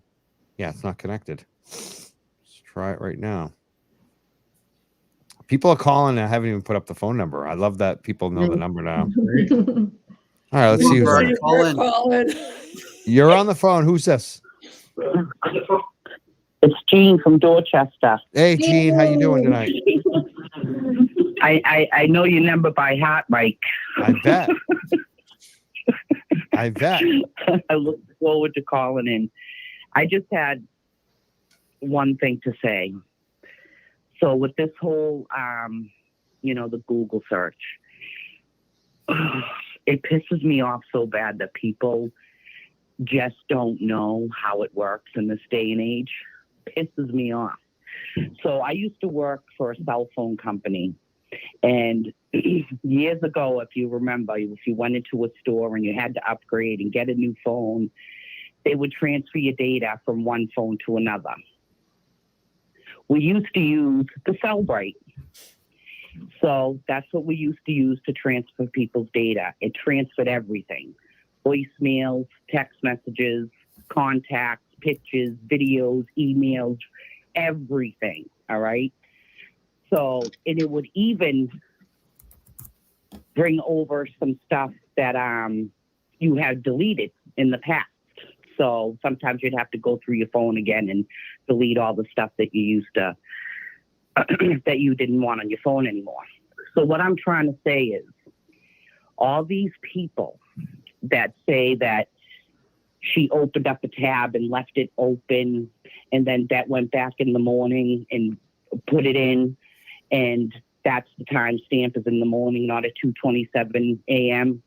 are just plain stupid, because all they have to do is do it on their phone themselves, and they will see, even if you open up the tab and leave it open and don't put nothing in it, and then you go back 5 hours later and type in, is it going to snow tomorrow?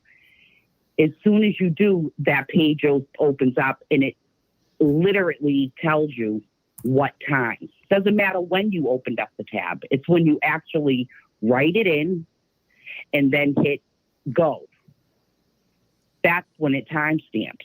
So it doesn't, that whole thing is just frivolous. And anybody who was born, I'm old too, so I just know a lot about this stuff. People like the lawyers and stuff like that, and the judges that know nothing about it, don't even like take their own time to just try it out. You know what I'm saying? Yeah. They don't even take the time to try it out. Like, you can do it yourself at home. You can go on your Gmail email and literally pull up. If you go to your Gmail, you go to the settings, it will say your activity. And then your activity will come up and it will say exactly what time you Googled anything, going back years.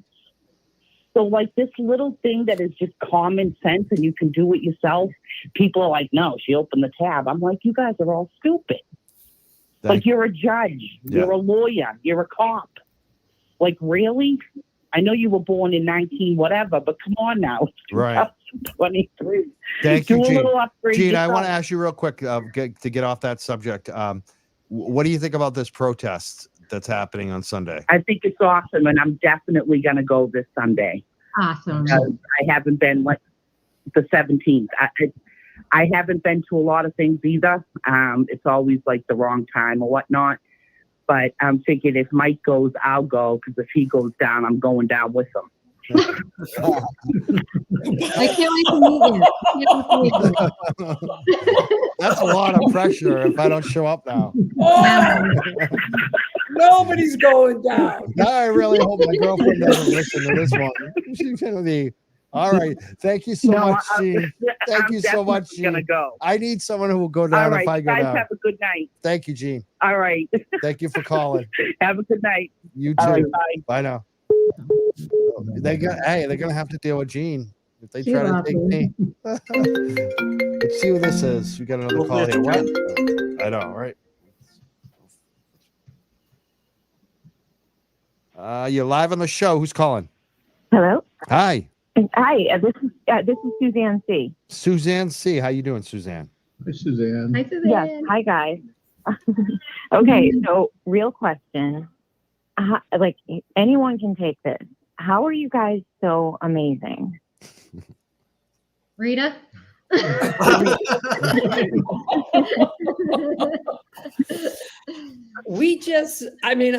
Look, I'm just me. This is kind of surreal. Everything that's happening is really surreal. I'm just being me. I'm just doing the right thing. And, you know, I mean, I was talking to my fiance the other night. It's kind of like you're paying it forward. You know, we're paying this forward, and we're helping, you know, Cameron Reed and Aiden, you know, for all the coverage he's done and the Canton 9. We're just doing the right thing. And it's really contagious when you do the right thing. And it really feels good. Good contagious. Good contagious. What's that? Good contagious. Yeah. I mean, I just for real, you guys are absolutely inspiring. Every single one of you, and that's all I wanted to say tonight. Oh, and I thank think you so much. I call us passionate. I thank you all for doing what you do. Thank you. We appreciate it. We really do. What do you think about the protest, Suzanne? Oh, I'm gonna be there. I mean, a few of us have met in passing, but I'm definitely going to be there on Sunday. Really looking forward to it, and I hope it's going to be an absurd amount of people. Me too. It should be. Right. But it's definitely going to be great people, without a doubt, you know? And that's my answer. I think that for me, it's easy because of the audience. Like, I always would credit my partner a lot and my friend who passed away, Michael Malta, 10 years ago. So, like, the trifecta between the audience, the people, like all these like people like Rita and everyone who's been calling in and supporting the show. And that's it for me. Like, that's why I feel like I can do what I do, because look at this community. So I want to thank you. You're calling in tonight. You're going to the event. Thank you so much for calling in, Suzanne. Yeah, thank you guys. I'll see you on Sunday, next Sunday.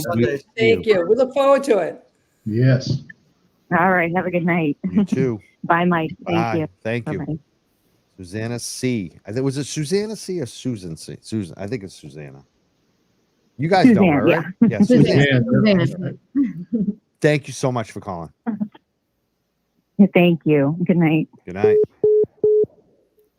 Had some good calls tonight. We want to get Jennifer Altman on. Nobody call for a second. Let's try to see if she'll call. We all want to get Jennifer Altman on. She said she was going to call, but now maybe she's gone. Maybe she's gone to listen to another show. There's other She said shows. she's calling now. She is. Okay. I'm waiting. We're waiting. It's 978-560-3155. There we go.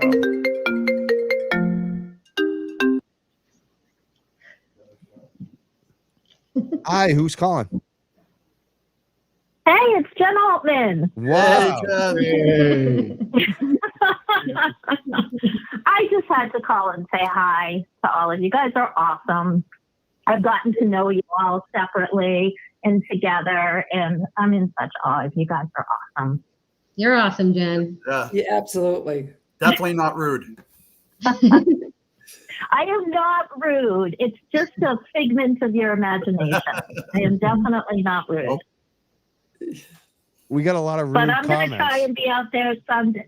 We got a lot of hateful comments. No, a I lot of can't rude. see A it lot of 'cause I'm rude on my comments. phone. Everyone's talking about rudeness in the chat. I don't know why. I must have felt it. That's why I needed to call. It's great, but I'm hoping to be out there Sunday too and meeting everybody. Oh, that'd be awesome. Excellent. It's so much fun. It really is. Yeah. I have yet to be to a protest or a court date or a standout or anything, so I think it's time. This is the one to Oh, come you to. love it. So you're like Now's me. the You haven't time. been to anything yet. No, I haven't been to anything yet. I kind of do my support in the background and just setting information straight and all that. But I guess we all have our own role in this movement, right? Absolutely. Jen was very helpful in helping us put together the press release. Yep. Thank you, Jen. It did. Yep. And Michelle helped as well. Yep. So Thank you. it worked out well. And Paul had to fix it, and he was able to do it all by himself. So I was proud of him. That wasn't me. That was Tracy.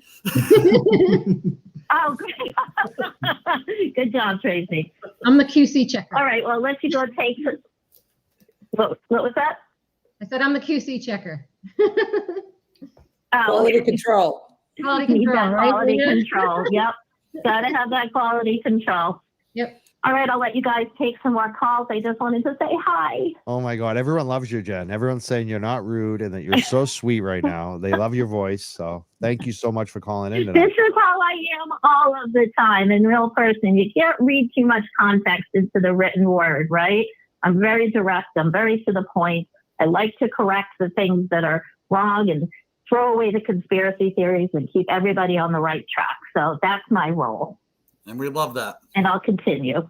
And you Awesome. do it well. Awesome. Thank you so much, Jen. You guys have a good night. You too. You too. Thank you for the donation too. Okay. Real quick, I want to give a shout. Of course. My pleasure. Talk to you guys soon. You too. Bye. Thank you. I want to give a shout out again to one other lady, Erica Madden.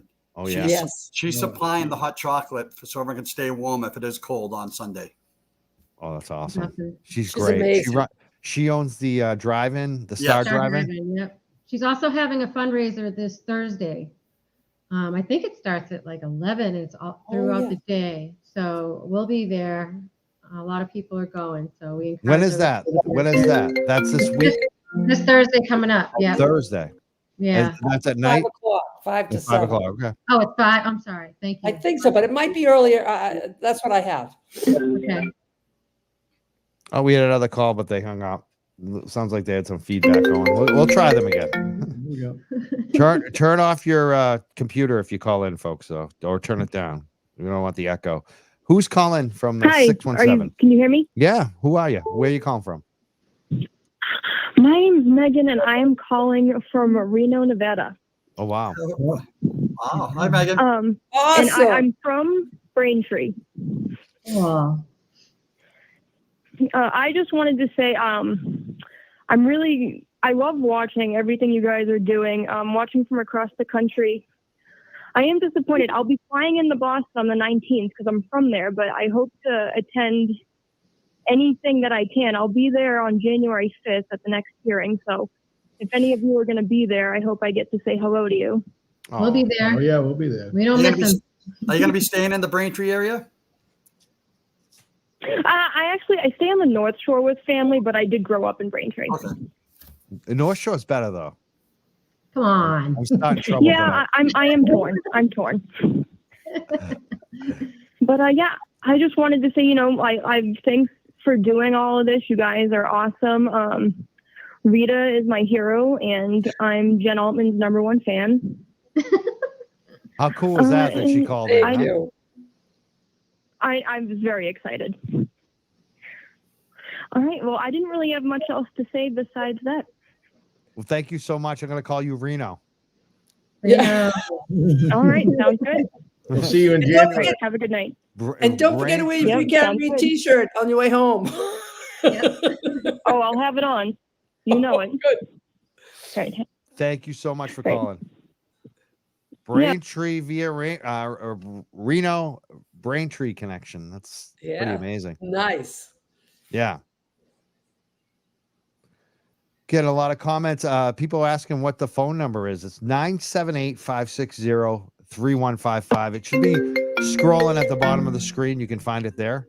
Apparently, Coffin Daffer's on another show right now. We might play some of that too. Oh, boy. I know, right? Coffin Daffer. Why won't you Hello? call in the show? Hey, who's on the line right now? Hi, this is Jessica from Canton 9. Oh, wow. Hey, Jessica. Hi, I got your shirt. I'm rocking it right now. You got the Young Jerk shirt. Yep, I'm wearing it right now. Support Oh. for Canton 9. Oh, I love it. I hope everyone attends. Please be there. The more, the better. We need this right now. This is the perfect timing for everyone to gather together to protest for Canton 9. You are all Canton 9. We are all Canton 9. And we all need to come together and support the Canton 9 because they need it more than anything right now. Absolutely. And we're here because any one of us could be the Canton 9. Absolutely. Yep. Absolutely. We got you, Jess. We got you. How you feeling, Jess, with being being summons over this? I was actually the only one that wasn't summoned. Oh, But I am there and I will be at every court date. I will support them and I will be there for them. why do you think you didn't get summons? Did you have a different sign? Is that why? Yeah. So I had a justice sign. That's the only different thing that I had. Other than them, I was still across the street. I was there with them. The only thing that set me apart was what my side said. Wow. And you know what's strange, Jessica, while we're talking about Chief Rafferty, we actually brought that up. And when we did bring up the, why this happened to you, why they did this to you guys. And it wasn't, they kept saying, well, it's up to interpretation. That statute's up to interpretation. And, Rafferty actually said, each and every one of us in this room would take that differently. And we hope that, this movement will really help it, blah, blah, blah, blah, blah. But so basically, this happened to you guys because it was based on their interpretation of the law, which is bullshit. Bullshit. Correct. Yeah. So we can interpret it as we want to. What did she say when I said, hey, if we all show up at front of Deanie's with Chris Elbert sells the best pizza, what would happen? Yeah, and she same just thing. straight out said the same thing would happen to you. Same thing. That was bold. Yeah. Yeah, that's rubbish. Don't you love how It is. people just make up their own laws? Yeah, very Yeah. arbitrary. They can't even tell you what was breaking the law and what's not. Are you coming Sunday, Jess? I will be there with my original justice sign in the front, leading the way. Hey, With the can big flag. you send me a DM later? But my big flag, I will have my flag. Liberty and justice for all. That's right. Absolutely. Awesome. I'm looking forward to it. What are you like? You must be talking to the other Canton 9. How are they feeling right now, Jessica? Mixed emotions, I'll say, honestly. I don't like to speak for other people, but I'm taking it all in just as they are, just as everyone is. I hope people continue to fundraise for you too. The fund must be doing pretty well. I haven't looked at it in a few days. What do you know what it's at right now for the Canton 9? I have not checked it, no. We'll check that. I definitely hope people will continue to contribute. Well, I mean, you must have seen the contributions. You must be happy about that, right? Anything helps. Even if you can't give money, just with comments and support, and even coming on Sunday, walking with us, showing that you're there, it all counts. You don't have to have money to show support. Just being you is enough. Awesome. Thank you so much. I just checked it. It's at over $9,000, $9,033. Wow. Good. I hope people continue Wow. to give to that. The Canton9.com. And we'll have the QR code all over the place on Sunday, so people can donate when they're there as well. Well, I thank you so much for calling, Jessica. I hope people thank you, and I hope I'm there, and I hope I see you there on Sunday. I hope you all are there. The more, the better. We need it more than anything. It was great talking to you guys. Thanks, Thanks, Jess. Jess. Good, Jess. Thank you, Jessica. Bye. Bye now. We've had some great calls tonight. Some really nice no calls. Bert though. None of the No family Bert. members. None of the Alberts. Bert. Hey, Bert. Come on, Hey, Bert. Your comment. Come on, pick up the phone. Call us, Bert. Come on, I want to hear from you, honey. There you go. So I made a comment just now. Joseph Sands on YouTube said, have you guys mentioned Proctor being at Gillette yesterday and telling a concessions worker to take the free Karen Reed pin off? Like that, What an asshole. there's more intimidation. Like they Yep. intimidate.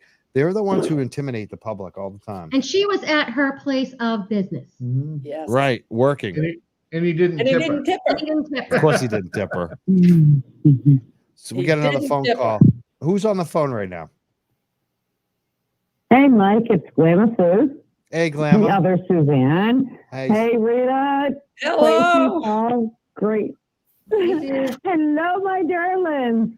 I'm hoping to be driving down there next Sunday. I want to see everybody give y'all a ton of big hugs. You are such inspiration. There's no other way of putting it. You're such inspiration.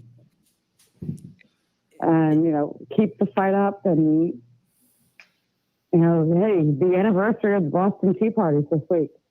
Oh, wow. That's right. That's right. Wow, yeah. It's We Saturday. appreciate the support. Your support means the world to us. So we're all a team together, and all of us, it just comes together in an awesome way. So thank you. Yeah, thank you, Suze. I see you all over the place, so keep it up. Yeah, I'm the big no. You know, I've been in politics for over 30 years, and I am beyond impressed. What's going on is amazing. It is. It Isn't really is.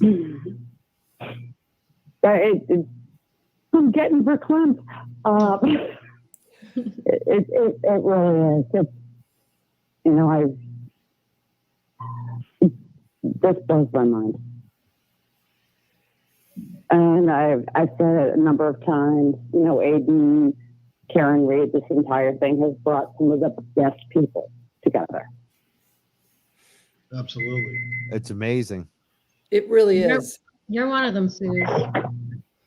Right. We all come from different walks of life, different politics, different everything. And yet, here we are, all joined together because we're seeing a true injustice. And of course, many more followed. And we don't give a crap who you are, or what you believe in, nothing, as long as you truly believe in the Constitution. And that's the biggest issue. This is a huge constitutional issue. Yeah. And Aiden is going to create law in Massachusetts. I hope so. I hope that does create law. I think you're right. I think it's very likely. It's unfortunately, I don't think it's going to be done in the district court under that judge. I think it's going to have to go to Superior or the Supreme. It's going to go to the SJC. Yeah. And exactly. it's probably going to get accelerated to the federal level. However, there is actually a bit of precedent that was just set this week, and that was in Wisconsin, where they had a hunter's harassment law that was overly broad, and the Seventh Circuit in Chicago overturned it because it was overly broad. And I think that happened Tuesday. Yeah, I saw that. So, I mean, awesome. That's a big thing. I hope it happens in Massachusetts. Thank you so much for calling, Glamour Suze. Y'all have a great night. Take care. Thank you. You too. Bye now. We're the Young Jerks. I don't know if I want to take too many more calls. My dog is starting to act up, honestly. Don't want to back up too much. We know what that means. He's not feeling good, actually. He's not feeling well, unfortunately. Oh, it stinks. I hate when they get old. It's really it's the worst. They're family. Yep.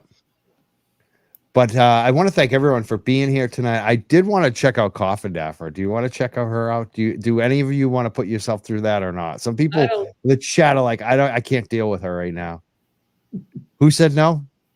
No, I didn't say. No, you don't have to. You don't have to. Nobody has to put themselves through. She's like. I don't know. Yeah. I don't know how people tolerate her, but I think what I'm going to do is I'm going to play it for a little while, and I'm going to take my dog out because I think that's what he needs to do is go to the bathroom again. He has to go to the bathroom more than usual. So I think that's what I'll do is play it for a little while and then, maybe make some comments. You don't have to hang out if you don't want to. It's totally up to you. I also need to go over some donations. We had some Cash App donations tonight. I definitely want to read those off. But yeah, we'll close this show off with some what do we call her? Coffin Daffy? I don't know. Yeah. She's something. So I gotta stop the screen share. Let me just do this. Bring it up. There we go. This is just to see her anywhere right now. It's just pretty funny. It's like, how do they even have her on? No, I think it's entertainment value. Yeah, pretty Watching a much. train wreck. Yeah, that was on. She was bad the other night. Oh, she Yeah. was. O'Keefe Yeah. were drinking quite heavily. They were probably both qualified as intoxicated. And I've read something where they said Karen Reed's blood alcohol level was anywhere between 0.13 and 0.293, that's pretty damn intoxicated. So there's no question about that. And so knowing a little bit about alcohol, we don't all react the same way. We don't respond the same way. We don't see things the same way when we're intoxicated. Jennifer, your thoughts about this? No, God. Yeah, no, absolutely. They took her blood alcohol and it was somewhere between 0.07 and 0.08. And that was after 9 o'clock in the morning. And that is where, the doctors surmised that her blood alcohol level was the figures that you previously named. I think it's very interesting because initially when she first reached out to Jen McCabe, she actually says she doesn't even remember going to 34 Fairview, at all. And then later, the story changes over and over. And I think part of that might be attributed to the alcohol consumption and her lack of knowledge and memory the next morning. Look, there's no doubt that you can have a blackout from alcohol and totally not remember things. Mike, your thoughts?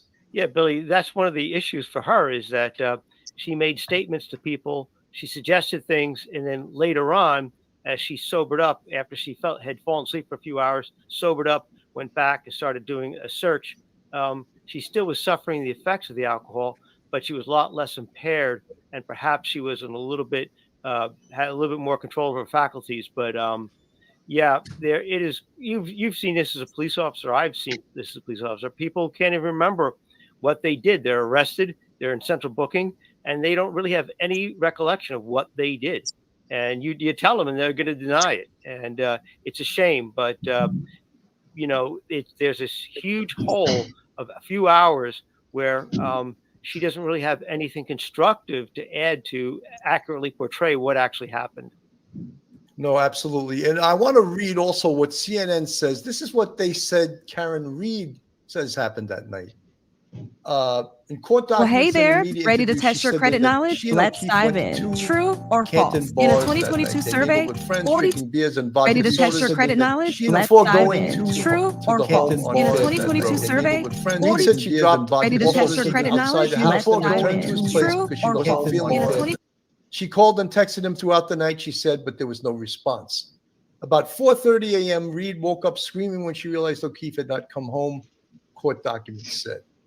She called two female friends, including Jennifer McCabe, who had been drinking with her that night. Together, the three women drove through the streets of Canton in near whiteout conditions, looking for O'Keefe and calling his name.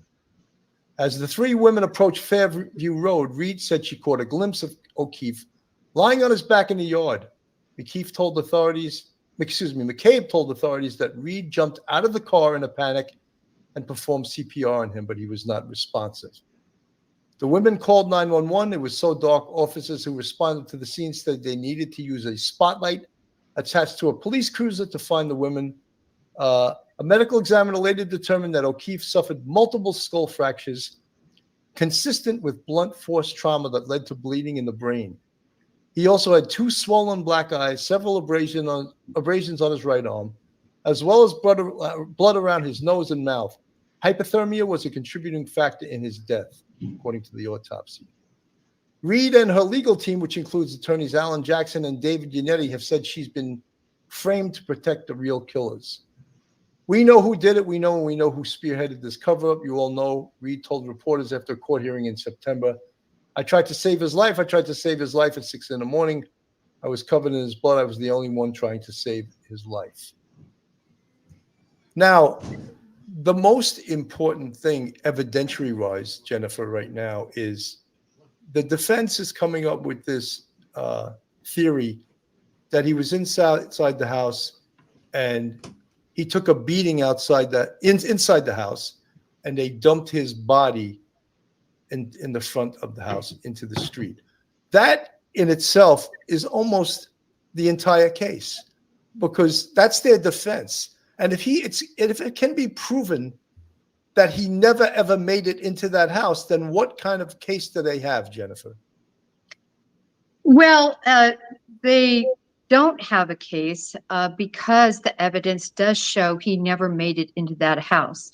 First of all, the statements of Karen Reed, particularly early on, and numerous occasions where she said she dropped him there and she didn't see him go in the house. She later changes that and says he goes into the house. So there's one set of sort of muddled statements. Then there is the evidence that are from the Ways, and Ways, they had their Ways going when they went there. And the issue is when you look at the information that supposedly he took steps and, was in that house, the problem is it was before he even arrived there. So it's very incongruent to say, in terms of the information we have from the GPS, that he was ever in that house. And then you add on top of that the fact that the glass he had held in his hand is actually fragments are embedded in the bumper, or the back bumper part of his quarter panel, I should say, of his vehicle. You have the taillight, small fragments that are in his clothing. And you have the tail light that is actually in the snow where his body is, actually also where his phone was below him.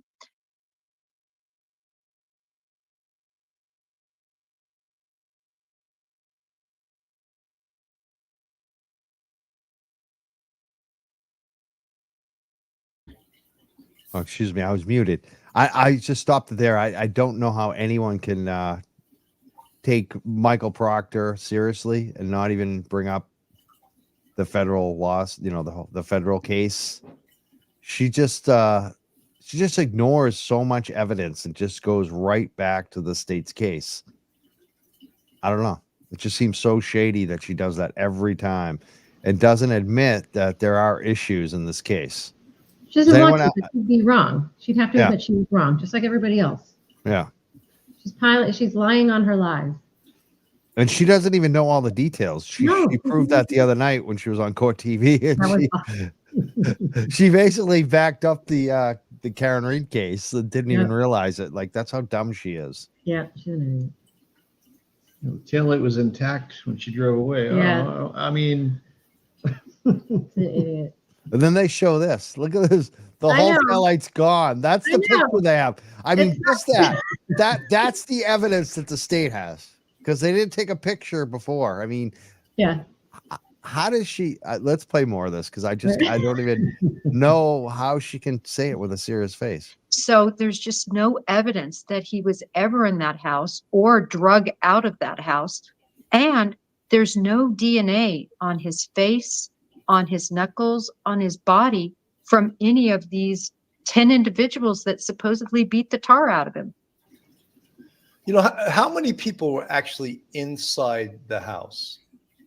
So let me start with Jen McCabe, Matt McCabe, Brian Albert, his wife Nicole Albert, Brian Jr. Albert, which is the whole reason they were there. It was a birthday celebration for him. Caitlin Albert, the daughter, Brian Higgins, who was an ATF agent, who was also there during this event, Sarah, Julie, and Ryan, who were friends. And I won't get into last names. So basically, all family members and friends of the family and the ATF agent. I'd be worried about the ATF agent, Jennifer. Yeah. But who were also friends of Brian. And Colin was there early, but he had to get home because of a curfew. So he departed the house, which is also will be in evidence. Do the Advantage boys have a curfew? Bang, bang.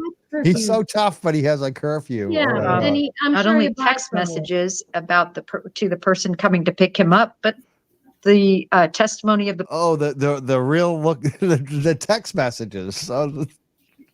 Yeah, valid. Oh my God.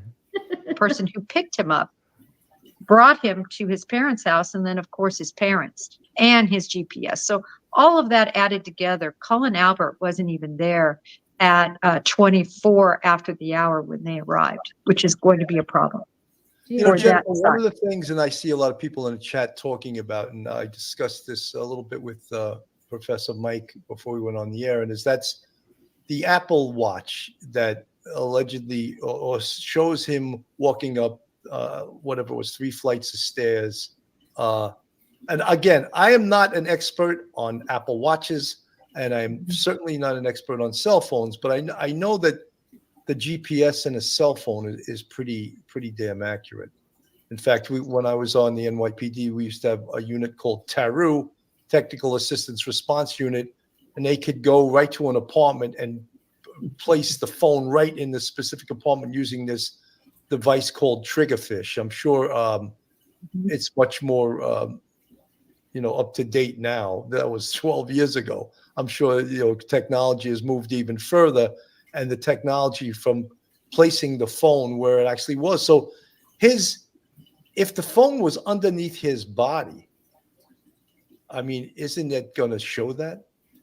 Yeah, and that's the trouble. It does. The problem is there's 3 pieces of information here. We have the Apple Watch information, we have the GPS information from the phone, and then we also have the Waze information on that app. And the issue is that the Apple Watch information, timing wise, shows this, ascending and descending stairs and all these steps as occurring before he even arrives to the house, according to the Waze and the GPS. So there's a fundamental gap between what Apple is saying and what the other instrumentation is saying. And if I've done just very little review, but some review about the Apple Watch information, because I've retired about 7 years ago, and that was something that just didn't come into play in the cases I was on. But they are apparently wrong often in terms of their data, whereas the GPS data and the Waze data is much more accurate. Jennifer and Mike, I'm going to let you join in here. The court of public opinion is never the court that makes decisions. The court that makes decisions is the Supreme Court, the criminal court that the case gets tried in. And that's where both the prosecution and the defense will have their experts dissecting all of this information. And if there are errors, and if there are things that the police did wrong and the prosecution did wrong, that'll do what's called, and I love the acronym BARD, beyond a reasonable doubt. They have to prove their case beyond a reasonable doubt. And if there are those mistakes, and if there are those glaring errors, and if the evidence points to the fact that Karen Reed, in fact, did not do this, then guess what? She'll be found not guilty. Mike, your thoughts? Yeah, Billy, she's got excellent counsel, and they're doing a bang-up job. They're doing the best they can for her, given the fact that, as Ms. Koffendorfer said, there's a lot of issues with some of the timing of what her statements were, where she was, what she was doing, retracting statements later on, things like that. And with the Apple Watch and the navigation in the phone, it really, I always tell my students whenever we analyze cases and we talk about famous cases from the past, and we talk about cases that are contemporary, and I always say to them, always think, what is the most logical thing that probably happened? The most logical thing that probably will happen is probably what actually did happen. It's nothing like Martians are going to come down and a spaceship. No, nothing. You don't have to go outside the realm of really what's pretty probable, that you can see in everyday life. Use your common sense. What seems to be, given the set of facts, most likely scenario that happened in a homicide case, or that sort of thing. And when we talk about these things, you say, okay, what is the most likely common sense thing? And her this narrative doesn't really quite fit at all with some of the facts that we know. The average common person could say, based just on a few facts, we could kind of see what might have happened, despite what somebody's saying about a conspiracy of 10 or 11 people, men and women together, beating up someone and then having them out in the snow to die. Does that make sense? Or is it something else that may make sense? So she's climbing a very steep uphill, and she's got amazing amount of public opinion on her side for it. It really is disturbing, but the prosecutor is going to have a jury of 12 people, and she's going to have a jury of 12 people, and they're going to pick them out, and they will be in a courtroom, and they will hear without emotion and without crazy stuff from the media, people interjecting themselves, what actually happened. And hopefully they'll use their common sense and not go down rabbit holes and make up their minds to what really occurred. Oh God, Mike, very well said. I'm going to play a little bit of the defense you guys suck. Presenting some of their case in a hearing. Austin police officer John O'Keefe after a night of heavy drinking. Prosecutors claim Reed backed her car into O'Keefe during a snowstorm and left him to die. But Reed's defense says the Commonwealth has it all wrong. With each new piece of evidence that comes in, we're more and more convinced of my client's innocence. O'Keefe's snow-covered body was found outside the home of another officer in Canton, Massachusetts. According to the prosecution's statement of the case, the couple was invited to the house after the bars in downtown Canton closed. Witnesses told investigators they last saw the couple at the Waterfall Bar and Grill. Others said they saw a black SUV resembling Reed's parked outside the house, but never saw O'Keefe come inside. Reed told investigators that she dropped him off at the after party and never heard from him again. She went home to... Let's get to... You guys are bugging me. The Lexus, the vehicle she was driving.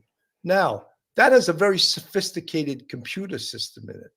And won't the computer system in it show that she was going in reverse at a certain speed at a certain time? I don't know if it has, well, the backup camera doesn't record, but won't it show that? And then that can show that she did, in fact, hit someone at a certain location at a certain time.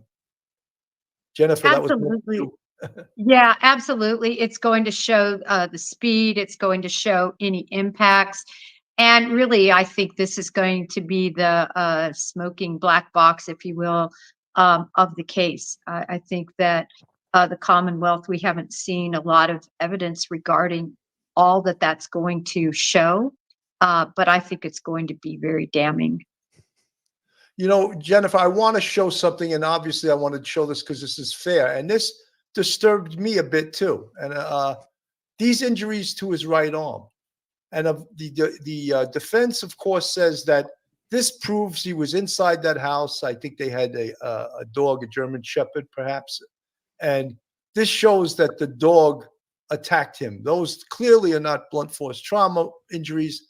Those are the marks of a dog attacking John O'Keefe. Your thoughts? Well, there's a few issues here. First of all, a medical examiner has examined the actual body of John O'Keefe, and not only one, but a secondary one. And they have determined that it was caused by a blunt object, not that it was from teeth and as you can see, this dog, if it would have been a dog, doesn't have any teeth on the other side, or if they're saying this is scratches. But the big issue is going to be is they sent, the information they had, the material they had to have it analyzed for non-human DNA. And that, my understanding, has come back negative. So this argument is going to not hold any water. And again, you're looking at a photo that was actually leaked to the press And, people are making medical analysis from a photo and they're just mistaken. Well, the other thing is, of course, the broken tail light, and this is causing huge, huge arguments over, was it at the scene where he was? I think I've had enough of these guys. I mean, it just, Yeah, man, it's ridiculous. it is too much. Like even the audience is like, I can't deal with her. Yeah. And apparently they had Turtle Boy in the chat and they banned him. Oh, really? I Oh, mean, well, there you go. how dumb are these dudes? It's like you got the number one person who knows the most about the case, has broken the most news, and you're banning him, and you have this ignorant Yeah. person up there. It's funny that she's saying everyone's making assumptions from the photo. So she. Yeah, she makes so many assumptions. Her assumptions are crazy. They're just not based in reality at all. Yeah. These guys too, like their show sucks. I'm just gonna say it. I thought it might be okay, a couple ex-cops or professor or whatever, but it's just like that other one, Surviving the Survivor. It's like you're just hacks. Total Yeah. hacks. They don't know about the case. They don't Yeah. know all the details, and they shouldn't be speaking about it if they don't. If they Yeah, don't do their and if they homework. don't know, what they should do is have some experts on. And the Exactly. expert No. isn't Coffin Daffer. No, no, no, no. Turtle Boy. It's Clearly people not. from Canton. It's Clearly. it's ridiculous. Yeah, I think I'm done with it. I want to go back to again, for anyone who's just new tonight coming in. It's going to be a protest Sunday, December 17th, this Sunday at 1 p.m. It starts at the Canton Rec Department, and it goes to the Canton Police Department. Canton Police Chief has said no one's going to be arrested. She put it in writing. Everyone should be safe, so everyone's got to come out for this, and I hope everyone does. Sounds like a lot of people are going to be there. There is a strength in numbers. Let's support the Canton 9 on Sunday. I hope everyone shows up for this. I also want to mention on Wednesday night, we will have Turtle Boy's attorney, Aiden Kearney's attorney, Tim Brattle, is going to be on the show on Wednesday night at 8 p.m. here. So I hope people listen, get your questions ready for them. And we hope to see you on Sunday as well. I want to thank all our guests tonight for being here. Rita was awesome. I want to thank all the callers too. We've had some great guests tonight. Tracy and Dana have been here. Do you have any final words too before we kind of wrap it up tonight, Tracy and Dana? I think basically get out there. This is the big one. Spread the word. We need to make change. We just get out there. Let's show them that there's strength in numbers, and let's be heard. And this is bigger than this is bigger than Canton. I mean, this is our country. The First Amendment was written for a reason, and the fact that they're trying to stifle a community and a group of people, period, is just it's unfortunate. It's a sad time. So everybody needs to band together now. Time is now. Let's do this and get it done. I think I said the attorney's name wrong. They're correcting me. It's Bradle, not Brattle. Bradle. I gotta get that right. Tim Bradle is going to be here Wednesday night. Thank you so much for correcting me. I'm glad people correct me because I'd rather be fix it than listen to it later instead. Never got corrected. So thank you for that. People are saying they can't wait for Wednesday. They can't wait for Sunday. We got a lot to look forward to. So I'm looking forward to it. Another comment came in, just be careful. That Chief Lisa Graham said, of course, we're all going to be careful. But it's good that you did put it in writing. And we're going to post that later tonight if it hasn't already been posted online. So, yeah. Yep. We won't let our guard down with her. Yeah. We had a lot of good calls. Jessica called, Jean. We had two Suzanne's call, Jenna Altman, Glamour Suze. We had some great calls tonight. I want to thank all our callers, all the people who've been given money tonight. I definitely want to go over the donations on the Cash App. And again, 60% of the donations from the Cash App and Venmo. We're going to be donating 20% each to the Turtle Boy Defense Fund, 20% to the Canton 9, and 20% to Free Karen Reed. And I just want to read off the donations if any came in tonight. I thought some came in, but you know what? That's my wrong account. Hold on one second. I'll make sure I'm on the right account. I'm on my dog business account, which is not the right account. All right, looks like $69 came in tonight. Let's see where it came on the Venmo anyways. Let's see where it came in. Come on. Cynthia Lynch sent $29. And she says, free Karen Reed, free Turtle Boy, free the Canton 9. Thank you so much, Cynthia. Christina sent $20. And her comment is justice for all. Thank you so much, Christina, on the Venmo app. Kathy M gave $20. Kathy with a K. And she says, keep up the good work. Thank you so much, Kathy. And I'm going to check the Cash App, see if any money came in on there as well.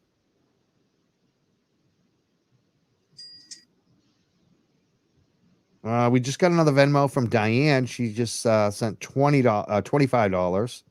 We'll read her comment in a second. Let me just check the Cash App real quick.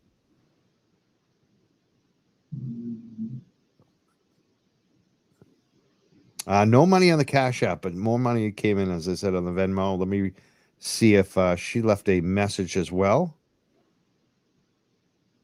Diane writes, proud to support you all. You're doing great work. She sent $25. Thank you so much. Again, you can send donations throughout the week. We're going to be collecting donations, 60% of all donations of the Cash App, Mike Crawford 1, or Venmo, Mike Crawford TYJ. 60% is going to be donated, 20% each to the Canton 9 Defense Fund, 20% to the Free Karen Reed Fund, and 20% to the Turtle Boy Defense Fund. I want to thank everyone who's been supporting the show, who's been calling in, who's been making comments, who's been sharing it, watching it. And again, I want to thank all of the guests tonight for calling in. I want to thank Bert for not calling in, being, no balls, Bert. And I want to thank all the McAlberts for not calling in. And, you can just keep trolling away and, we all know who you are. Yep. Yep. Do you think? And again, we'll be back on Wednesday night. I'm really looking forward to that show with the attorney. I feel like I'm missing something that I'm supposed to say tonight, but I don't think I am. I think we got it all in.